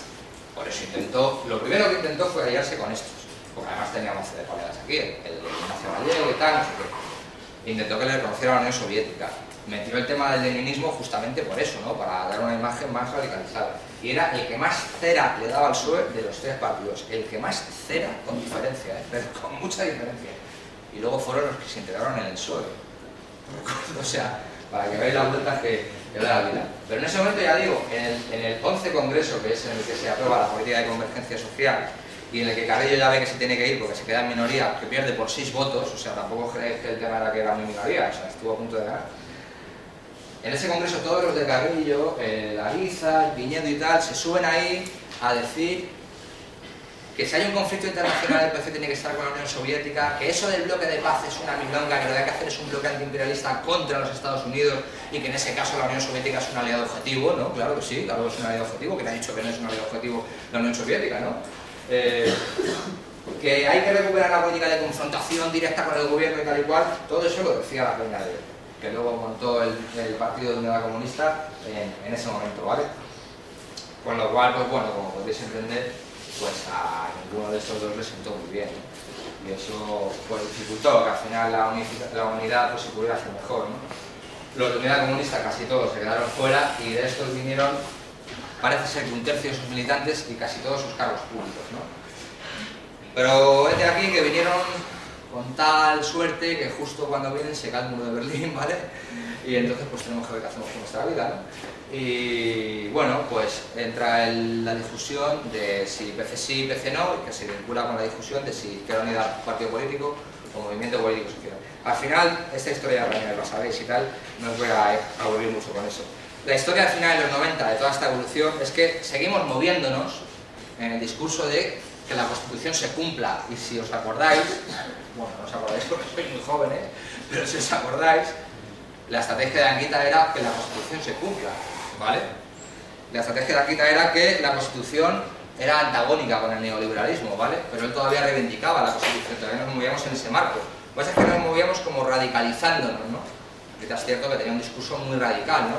Aunque luego, en cuanto al modelo organizativo, ¿no? El partido seguía con el modelo organizativo del gran partido de masas democrático electoral que iba a ser en los 70-80, eso no triunfó y cuando teníamos ya Izquierda Unida, intentamos que Izquierda Unida fuera eso y el partido lo dejamos como hibernando, ¿no? Y así ha seguido pues hasta ahora que se intenta un poco desperezar, ¿no? Pero realmente todo eso, esa política no se ha cambiado realmente hasta el 17 Congreso a lo mejor, ¿no? Más o menos. Pero bueno, ya digo, que Bonanquita sigue moviéndonos en la idea de que hay que cumplir la Constitución, ¿vale? Que la Constitución pueda ser una alternativa frente al neoliberalismo. Ya sabéis que en el mitin del 96 es cuando Anguita plantea la posibilidad de salirnos del marco constitucional, ¿no? Pero no está hablando del poder político. El debate sobre el poder político no ha aparecido en el partido desde los principios de los 70, ¿vale? Ni se vincula poder político con república hasta mucho, mucho después, ¿vale? La cuestión del poder y la superación del marco constitucional no fue planteada realmente hasta el 8º Congreso de la OJC, en el año 99, a nivel de partido, a nivel de organización de partido, creo que no fue planteada por nadie dentro del partido, o a lo mejor algún sector o alguna sensibilidad, ¿no? Y luego en Izquierda Unida y en el partido vincular la cuestión del poder con la cuestión de la democracia, con la cuestión de la ruptura, de la superación del marco constitucional, se empieza a plantear entre este año básicamente a raíz de todo lo del 15M, perdón, un poco a rebufo de las propias reflexiones que el movimiento popular va teniendo de que el marco constitucional se está agotando, ¿no? Parte del movimiento popular, ¿no? No solo, no completamente, ¿no? No completamente. Y todavía hay reticencias, entendiendo que la superación del marco constitucional lo que nos va a llevar es a una situación de que se va a cerrar el marco y nos van a echar para afuera. Termino ya, me quedan 2 diapositivas. Bueno, el compromiso histórico como estrategia, ¿vale? Ya el tercer elemento que nos faltaba, ¿no? Lo hemos visto como el compromiso histórico como la política del Pechir, hemos visto como el compromiso histórico como el núcleo duro del eurocomunismo y ahora vamos a ver el compromiso histórico como la estrategia general de compromiso de clases, ¿no? Desde mi punto de vista, la clave no era ni la relación con la Unión Soviética, ni la aproximación a las capas medias, porque eso ha estado presente en otras estrategias de alianzas del movimiento comunista, como el Frente Popular o los Frentes Nacionales de Liberación, y no hubo tanta historia con estas políticas de alianzas y con estas estrategias, ¿no? Al final la cuestión central yo creo que es la cuestión del gobierno, del Estado y del poder político, ¿no? Que lo habéis ido diciendo por ahí, ¿no? Creo que al final lo que distingue la cuestión del compromiso histórico y por lo que nosotros estamos hablando aquí del compromiso histórico es por eso, por la concepción que tenía de esos 3 elementos. ¿Qué sentido tiene el gobierno, ¿no? ¿Qué papel le damos al gobierno? Le damos el papel de la herramienta fundamental para articular alternativas y soluciones, ¿no? El gobierno es el ámbito de la política y todo lo que no sea intentar influir en él o en última instancia participar en él, que es el objetivo, no es política, es agitación, es propaganda, pero no es política en serio, ¿no? Eso es una concepción política que se va a heredar desde el consenso del 45 en adelante. Incluso cuando el consenso del 45 se rompa en los 70 vamos a seguir agarrados a ellos, pero como un clavo ardiendo, y todavía vamos a seguir moviéndonos en esa síntesis política, ¿vale? De que hacer política de verdad, con P mayúscula, la política es influir en el gobierno, o si se puede, participar en el gobierno o en los gobiernos, y lo demás es no influir, ¿no? Es una concepción política que no es la nuestra, porque realmente está aislando lo político de la correlación de fuerzas de clases y de las estructuras de clases y de la propia lucha de clases, ¿no? Sí, y lo está, digamos que, manteniendo en una mampara de cristal, ¿no? Por decirlo de alguna forma. Porque además, si nosotros observamos, hacemos un análisis, ¿no? Podemos observar que la oligarquía puede conservar su poder desde fuera del gobierno y desde fuera del Estado, entendiendo el Estado como la institucionalidad. La oligarquía puede seguir manteniendo su dominación sin ejercerla directamente desde la institucionalidad, con lo cual no va a ser en el terreno de la institucionalidad donde va a estar la clave del desenlace de la lucha de clases y por tanto la clave de la transición al socialismo, ¿no?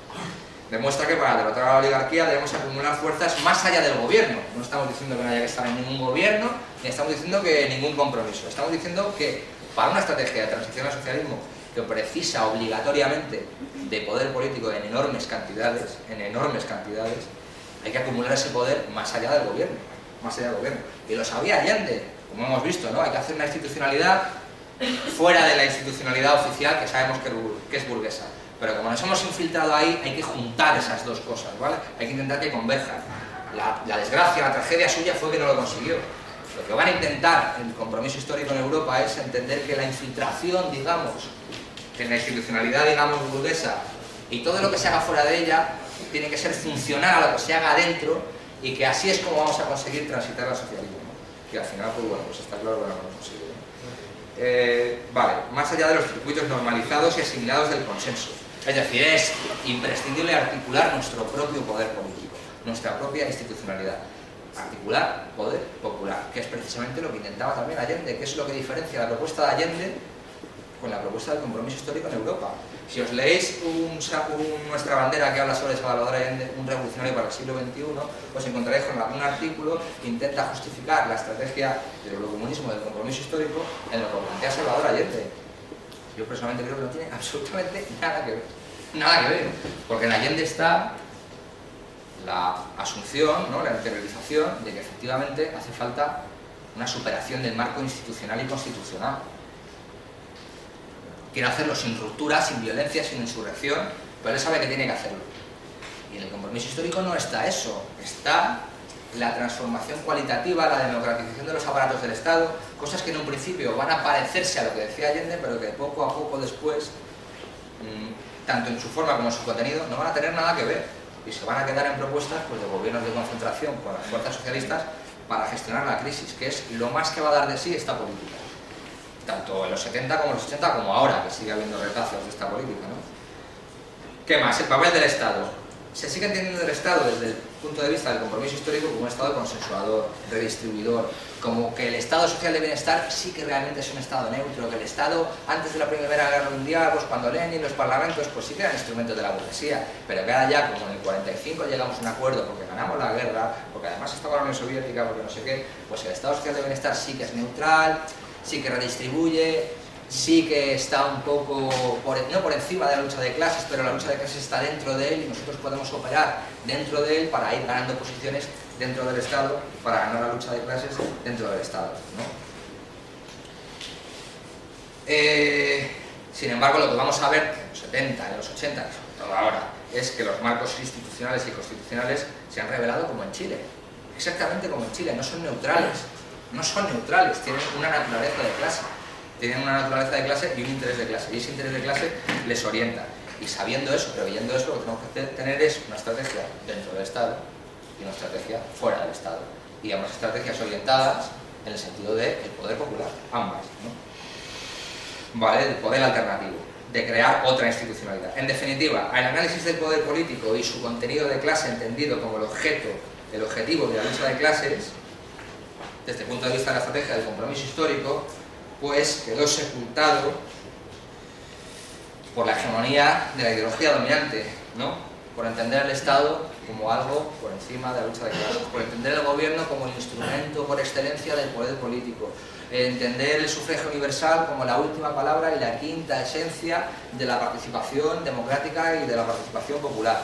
Y nosotros tenemos ejemplos, no solo ahora, sino antes, de que eso pues no es verdad, o es verdad cuando es coincidente con los intereses de la oligarquía. Dos ejemplos. En los años 90, el Tratado de Maastricht. Hubo países, por ejemplo, Dinamarca u otros, que votaron el Tratado de Maastricht hasta 2 y 3 veces, porque hasta que no lo aprobaron, no pararon de presentar el referéndum, porque había que aprobarlo, y no hay más. Cuando el referéndum sobre el Tratado de la Constitución Europea, de la Constitución Europea, cuando hubo 2 que votaron que no, pararon la maquinaria, hicieron otra cosa mucho peor y la volvieron a presentar sin posibilidad de que hubiera referéndum. ¿Por qué? Porque había que aprobarlo, porque era interés de la oligarquía. Y si te tienes que saltar la institucionalidad o forzarla, porque al fin y al cabo juega a tu beneficio, pues lo haces y ya está. ¿Qué está volviendo ahora? Que sí que está mucho más claro. Toda la institucionalidad puesta al servicio de los intereses del capital financiero. Y entonces es cuando se muestra en todo su esplendor la dictadura abierta del capital financiero, lógicamente, sin mediaciones, ¿vale? Sin medias tintas. Conclusiones, ya vamos con las conclusiones, no os preocupéis. El análisis de la correlación de fuerzas, la situación internacional, porque pensar que cuando se tenían que dar tantas garantías a nivel internacional era porque existía la Unión Soviética, ¿no? Que era como un contrapeso, teníamos que decir, no, aunque ganemos nosotros, no nos vamos a ir con el bloque del Este. Cuando desaparece el bloque del Este, no es solo que haya desaparecido la hierba bajo nuestros pies, sino que ha desaparecido la pared sobre la que vamos a poder refugiarnos si todo va mal. Porque en Chile, cuando todo fue mal, ¿a dónde se iban? A la RDA, a la Unión Soviética, a Suecia, si fueron algunos. sobre todo la realidad de la Unión Soviética. Cuando en Grecia iba mal, ¿a dónde se iba la gente? A la Unión Soviética. Cuando en España fue mal, ¿a dónde se fue la gente? A la Unión Soviética. Que duda cabe que aunque jugaras a ser neutral, pues la Unión Soviética jugaba el papel favorecedor de las posiciones políticas de clase y revolucionarias y democráticas en todo el planeta, ¿no? Por mucho que luego en tu propio país, para ganar unos cuantos más puntos de votos, dijeras que la Unión Soviética era una dictadura terrorífica y que el estalinismo era la tiranía más grande que había conocido la humanidad, ¿no? Bueno, pues la correlación de fuerzas a nivel internacional y las condiciones objetivas, ¿qué es lo que nos señalan? ¿Qué es lo que nos indican, ¿no? Pues que la entrada al gobierno al final, que es la clave, lo que decíamos al principio, ¿no? La clave es el gobierno, el Estado, el poder político. La gran propuesta del compromiso histórico, que es la entrada en el gobierno de los partidos comunistas, al final no se puede hacer si no es con un compromiso con la oligarquía, ¿no? Si hacemos un análisis de clase realmente, ¿verdad?, de la situación concreta de la correlación de fuerzas, lo que podemos ver es que si la oligarquía tiene el poder, ¿no?, y lo que nosotros analizamos, ¿no?, que tiene el poder, más o menos, pero tiene las palancas decisivas del poder, ¿no?, más equilibradas en el 45, menos en los 70, absolutamente desiguales en la actualidad. Todo acuerdo para entrar en el gobierno al final se revela como un acuerdo implícito con la oligarquía, porque son ellos los que nos tienen que dejar entrar en el gobierno, ¿no? ¿Y qué pasó? Nunca nos dejaron entrar en el gobierno, nunca, ¿no? Ni en Italia, ni en España. Entraron en Francia, duraron 2 años con Mitterrand. Cuando Mitterrand se da cuenta de que es insostenible porque hay huelgas de inversiones, porque el capital extranjero sale del país, ¿qué es lo que hace? 2 cosas. Saca al Partido Comunista Francés del gobierno, cambia la estrategia, 3 cosas. Cambia la estrategia del gobierno y cambia la ley electoral. ¿Y qué tiene como consecuencia el cambio de la ley electoral? El hundimiento del Partido Comunista Francés y el surgimiento del Frente Nacional. Eso es lo que hizo Mitterrand en mediados de los 80, ¿vale? Bueno, entonces, más cuestiones. Las consideraciones teóricas que ya planteó el fracaso de la unidad popular, ¿vale?, en torno al papel del Estado, el papel del gobierno, el papel de las alianzas, el papel de los aparatos represivos, ¿verdad?, de las Fuerzas Armadas, etcétera, etcétera, que estaban bien planteadas en la experiencia de la unidad popular. La experiencia del compromiso histórico no sigue, no desarrolla ni se orienta en torno a los últimos resultados de la experiencia de la unidad popular, sino que retrocede unos cuantos pasos hacia atrás, ¿no? Retrocede en el sentido de seguir agarrándose a la vieja institucionalidad, de volver a la concepción del Estado neutral, etcétera, etcétera. ¿Cuál es el papel de la OTAN, por ejemplo? ¿Es posible el tránsito al socialismo en el marco de la OTAN? ¿No? Esa pregunta se hizo en Italia en los 70 y ellos dijeron que sí que era posible. Eso se responde a análisis, es decir, las condiciones objetivas nos han demostrado que es posible o no es posible. Lo que fuera, pero ahora nosotros lo que tenemos que preguntarnos, porque somos un país en la OTAN y se supone que queremos ir al socialismo, ¿es posible ir al socialismo en el marco de la OTAN, que de la Unión Europea? Y es posible que vamos a hacer salirnos y quedarnos solos y ir al socialismo fuera contra la Unión Europea y contra la OTAN, porque va a ser una confrontación. ¿Qué vamos a hacer? Eso es lo que están planteando los griegos, por ejemplo. Nos salimos de todo y construimos el socialismo. ¿Eso es viable? ¿Se dan condiciones objetivas realmente? ¿Tenemos una acumulación de fuerzas a nivel continental lo suficientemente fuerte como para hacer eso? Tenemos que plantearnos esas cosas. Porque tenemos que tener en cuenta una cosa y ya voy terminando. ¿Cuál era la alternativa en los 70 y en los 80? ¿No creéis que había una alternativa de partirles el brazo, ¿No creéis que había una alternativa de poder popular ya listo y preparado para sustituir al viejo poder oligárquico? Porque no la había. Y no porque no se quisiera, sino porque realmente no se daban las condiciones, ¿verdad? Porque había unas democracias muy consolidadas y unas condiciones materiales de vida muy consolidadas, donde un montón de sectores de la clase obrera pues participaban, digamos, del hecho democrático desde el punto de vista burgués y participaban de esa concepción. ¿Qué es lo que habría que haberse planteado? A lo mejor, ya digo, pues hacer trincheras, habernos encastillado en nuestra identidad, como a lo mejor intentaron otros, y resistir cuando lo pudiéramos. Los portugueses y los griegos lo intentaron, ¿no? Han mantenido su organización, pero también han perdido muchísima base social. Y ahora hay un conflicto de clase muy grande por la crisis y tampoco están dando el pelotazo, O sea que también ellos tenemos que plantearnos hasta qué punto ellos estaban en lo cierto o no estaban en lo cierto, ¿no? ¿Qué está planteando el Partido Comunista Portugués en la crisis ahora mismo? ¿Cuál es su estrategia? Con un gobierno patriótico y de izquierdas. Con un gobierno patriótico y de izquierdas. Y luego lees los documentos del Congreso que van a tener en un mes Lo que están planteando es que tiene que ser un gobierno de izquierda, donde esté también el Partido Socialista, pero donde ellos sean mayoría, lógicamente. Bueno, ¿eso nos parece bien, nos parece mal? Pues el mayor de los respetos en el Partido Comunista Portugués, que sin duda lo merece.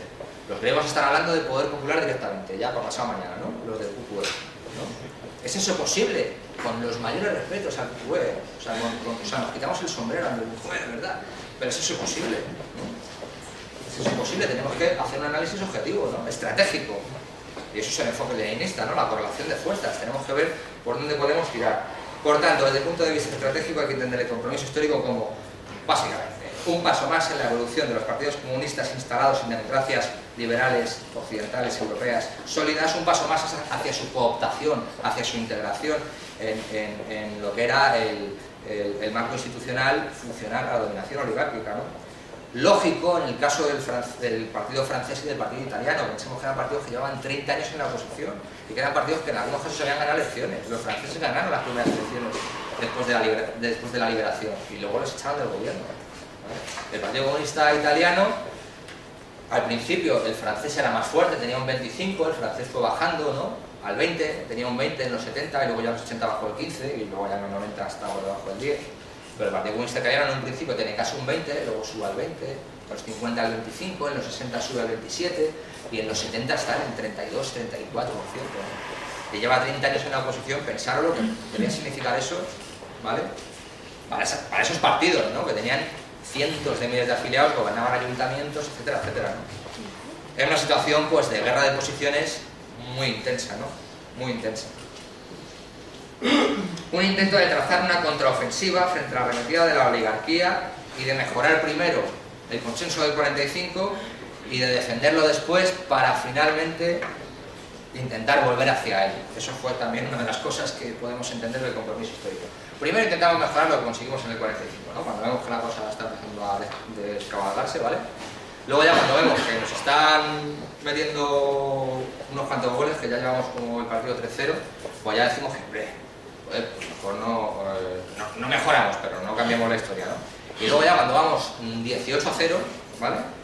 Decimos, no, nos vamos a volver al consenso del 45, ¿vale? Cuando vamos 18-0 ya es casi igual, desde mi punto de vista, sinceramente. Entonces ahí a lo mejor habría que plantearse otra cosa, ¿no? Su apelación a la experiencia de Chile no se sostiene, ¿no? Lo hemos visto antes. La asimilación de la institucionalidad y de los modelos constitucionales como válidos al socialismo, que se dio en el compromiso histórico, porque se decía que el marco institucional era válido, solo había que introducir elementos de socialismo, y eso muchas veces se concretaba en meter personal de los partidos comunistas en la administración, ¿vale? Sobre todo en Carrillo y en Berlinguer, en algunos casos, era muy así, identificar que la clase obrera gana posiciones porque mete gente, ¿vale? Porque hay dos ministros del PC, ya la clase obrera está en el gobierno, ¿no? Bueno, eso en una lógica de representación burguesa, pues puede ser posible, pero en una lógica de lucha de clases, que es una lógica más completa y más compleja y más abarcante, pues no es así, ¿no? Eso nunca ha sido en el caso de Chile, porque ya digo, desde el primer mensaje al Congreso de Allende, cuando presenta su programa, él dice que hay que reformar la Constitución y que hay que cambiar la institucionalidad porque no es válida para atrás, ¿no? Eso es lo que dice. El compromiso histórico, de todas formas, también hay que tenerlo en cuenta, fue en todo caso la última estrategia comunista que hubo en Europa con cierta influencia, ¿eh? O sea, después de eso, todo lo que ha habido a gran escala, y ya cuando hablamos a gran escala hablamos de los partidos del 10%, ¿vale?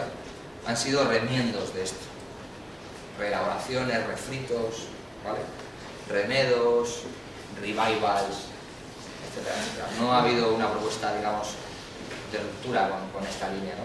Excepto, podemos ver, ya digo, los griegos siguen en su rollo y los portugueses, que en principio están a otra cosa, pero los portugueses porque se escudan en el rollo de que ellos hicieron una revolución y que luego esa revolución iba al socialismo y que hubo una contrarrevolución que impidió que fuera al socialismo, ¿no? Pero también yo entiendo que, claro, evidentemente el ejemplo de la revolución de los claveles es algo muy sugestivo, ¿no? Y su constitución era explícitamente de transición al socialismo, ¿no? Lo que habría que preguntarse es ahora, eso se lo tienen que preguntar ellos, lógicamente, ¿eh? Y lo hacemos retóricamente.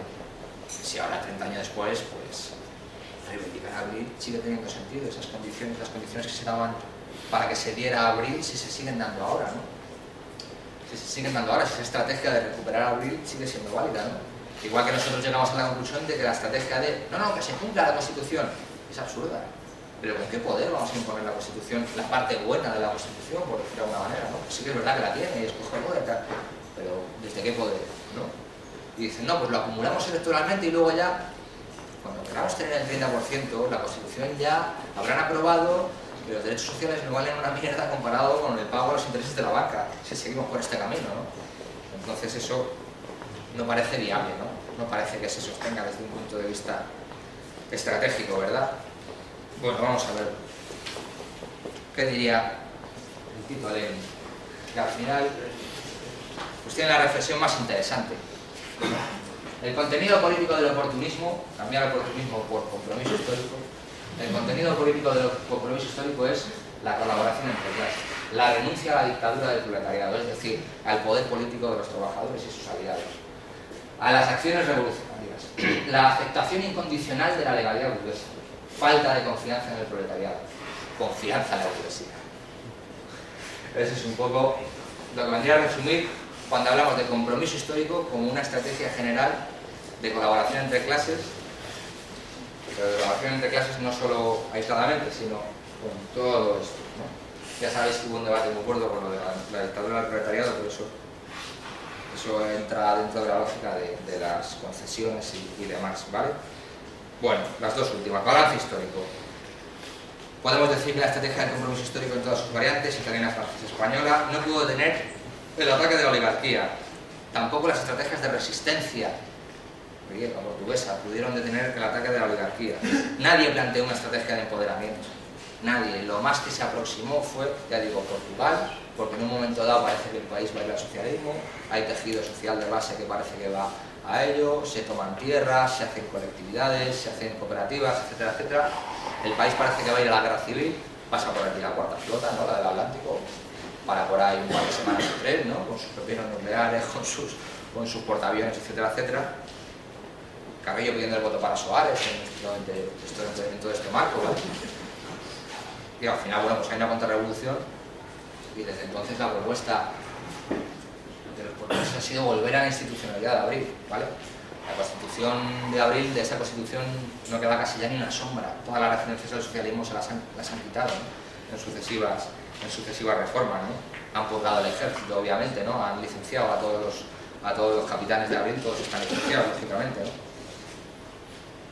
No hubo ningún planteamiento serio en Europa, por ejemplo, del papel que tenían que jugar las Fuerzas Armadas, como sí lo hubo, aunque erróneo, en Chile, ¿no? En Europa nadie dijo, o en Italia, por ejemplo, no hubo un planteamiento claro de cómo se iba a transitar al socialismo con el compromiso histórico, con un problema gravísimo que tenían, que era el de la mafia, que estaba enquistada en los aparatos del Estado. Podéis buscar discursos de Berlinguer, los documentos del Petit, pero no se habla de la mafia en ningún lado. Y algo tendría que ver, ¿no? Con la transición al socialismo en un país como Italia, en ese momento, ¿vale?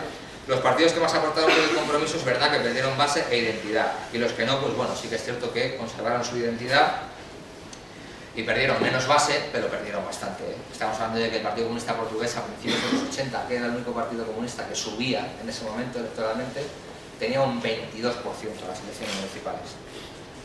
Y ahora el Partido Comunista Portugués tiene un 7, casi 8. ¿Vale? Ellos también han perdido bastante. Siempre tuvieron más que nosotros, por cierto. El Partido Comunista Italiano no existe, ¿no? En los 80 tenía un 16%, ¿no? Nosotros pues estamos en el 10, bajamos al 3, volvemos al 10, volvemos a bajar al 3, ahora parece que vamos a volver a subir al 10. Bueno, a ver cuánto dura. Ya lo hemos dicho antes, lo de la última estrategia acabada, ¿no? Sobre todo la vuelta de tuerca del 89 y el 91 pues fue muy complicada. Digamos que después del 89 y 91 se ha seguido la estrategia del compromiso histórico, pero ya sin el folclore, ¿no? Por decirlo de alguna manera. Se ha instalado un planteamiento de los debates muy tramposo entre lo que es la vía insurreccional y la vía democrática, la vía legal y la vía ilegal, la vía violenta y la vía no violenta, ¿vale? Se siguen planteando los debates en ese sentido, ¿no? En el sentido de decir, bueno, esto es la vía legal, la vía democrática, la vía legal, la vía democrática, la vía pacífica, y todo lo demás es agitación barata, insurrección armada, ilegalidad, algo poco serio. Eso no es un enfoque serio. realmente, no es un enfoque serio. Y además se intenta identificar el leninismo como con eso, ¿no? Como con eso otro, ¿no? Siempre en la legalidad, siempre en la insurrección, siempre en la violencia. El leninismo no plantea eso, el leninismo es, ¿qué es lo que hay? Esto es lo que hay, ¿no? ¿Violencia sí o no? Pues parece que no va a funcionar. Bueno, ¿qué es lo que hay? ¿Represión que te cagas, dictadura? Pues trabajo ilegal, está claro. ¿Qué es lo que hay? ¿Democracia más o menos burguesa? Bueno, pues vamos a intentar meternos ahí y a ver cómo va, pero mientras tanto vamos a tener un poco el tema por aquí cubierto, ¿no?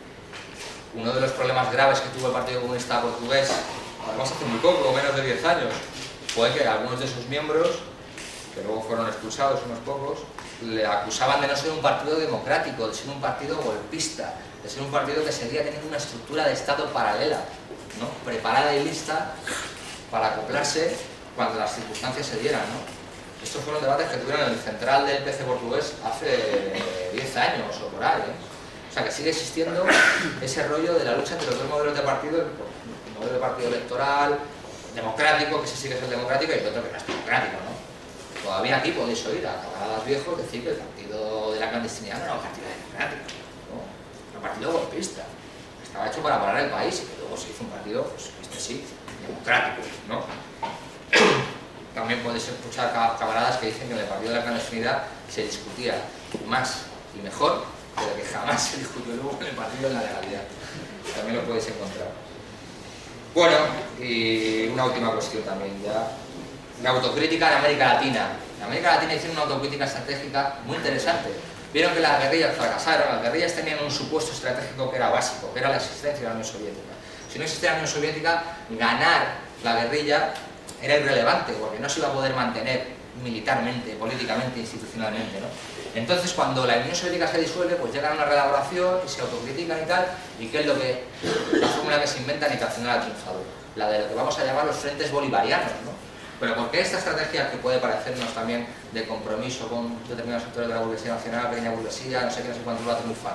Porque van a ser conscientes de que hay que cambiar la institucionalidad, que hay que superar los marcos constitucionales que eran funcionales al neoliberalismo, que estaban impuestos por el imperialismo, y que había que ir a una estrategia de poder popular.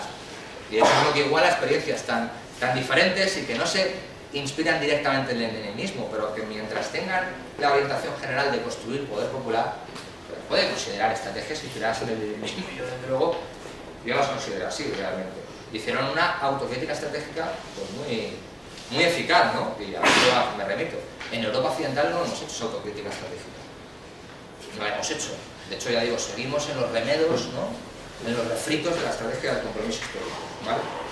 Conclusiones. Esto más que nada para que debatáis luego. Los compromisos son imprescindibles en cualquier estrategia revolucionaria, eso lo tenemos claro, ¿no? No se trata de negar cualquier compromiso, sino de saber diferenciar en cada situación política sus elementos, su carácter, su necesidad y utilidad, y su relación tanto con el momento concreto como con la dinámica de los procesos y nuestra propia estrategia. De eso se trata, ¿no? En nuestra propia realidad, como he visto antes, ¿es posible el tránsito al socialismo en el marco de la Unión Europea y la OTAN? ¿Es posible el tránsito al socialismo fuera de la Unión Europea aisladamente? ¿Cómo? Eso es planteárselo desde un punto de vista estratégico, ¿no? ¿Es posible el tránsito constitucional al socialismo? No. ¿Es posible realmente en nuestras constituciones, en la española, en la portuguesa, que fue una constitución de transición al socialismo? Hoy es posible eso, en la italiana, que fue redactada en parte por comunistas, ¿no? En la francesa, ¿no? La clave, la relación estratégica entre socialismo y democracia, desde mi punto de vista, entre lo económico y lo político, entre el programa máximo y el programa mínimo. El enfoque leninista al final se va a diferenciar de otros en que no es esto frente a lo otro, sino dado una situación que nos sirve, que es útil, cómo podemos organizar la revolución teniendo lo uno, lo otro y la situación concreta analizada desde el punto de vista más objetivo. En definitiva, al final la clave son las mediaciones, ¿no? ¿Cómo podemos llegar al socialismo a través de la democracia? ¿Cómo podemos llegar al programa máximo a través del programa mínimo, ¿no? ¿Cómo podemos superar esos antagonismos falsos que nos vienen muchas veces impuestos, ¿no? No generar antagonismos, sino generar complementariedades a través de mediaciones, ¿no? Y esa mediación es la estrategia y la táctica. Esa mediación es la estrategia y la táctica, ¿vale? Y eso es el leninismo, eso es el cómo lo hacemos, ¿no? ¿Cómo nos planteamos esa mediación, ¿no? Esa línea que una lo inmediato con el objetivo útil, ¿vale? Bueno, pues ahora lo que vamos a ver, ¿no? Lo que nos tendría que tocar ver es cómo construir esa mediación en la actualidad, ¿no? Cómo tomar el poder en las condiciones actuales, sabiendo que, claro, pues tomar el poder en las condiciones actuales pues no es otra cosa que lo que hemos visto antes y lo que ha sido siempre, ¿no? Construir, constituir un poder popular, ¿vale? Y ya nada más, os dejo con Rafa, que os va a contar justo eso.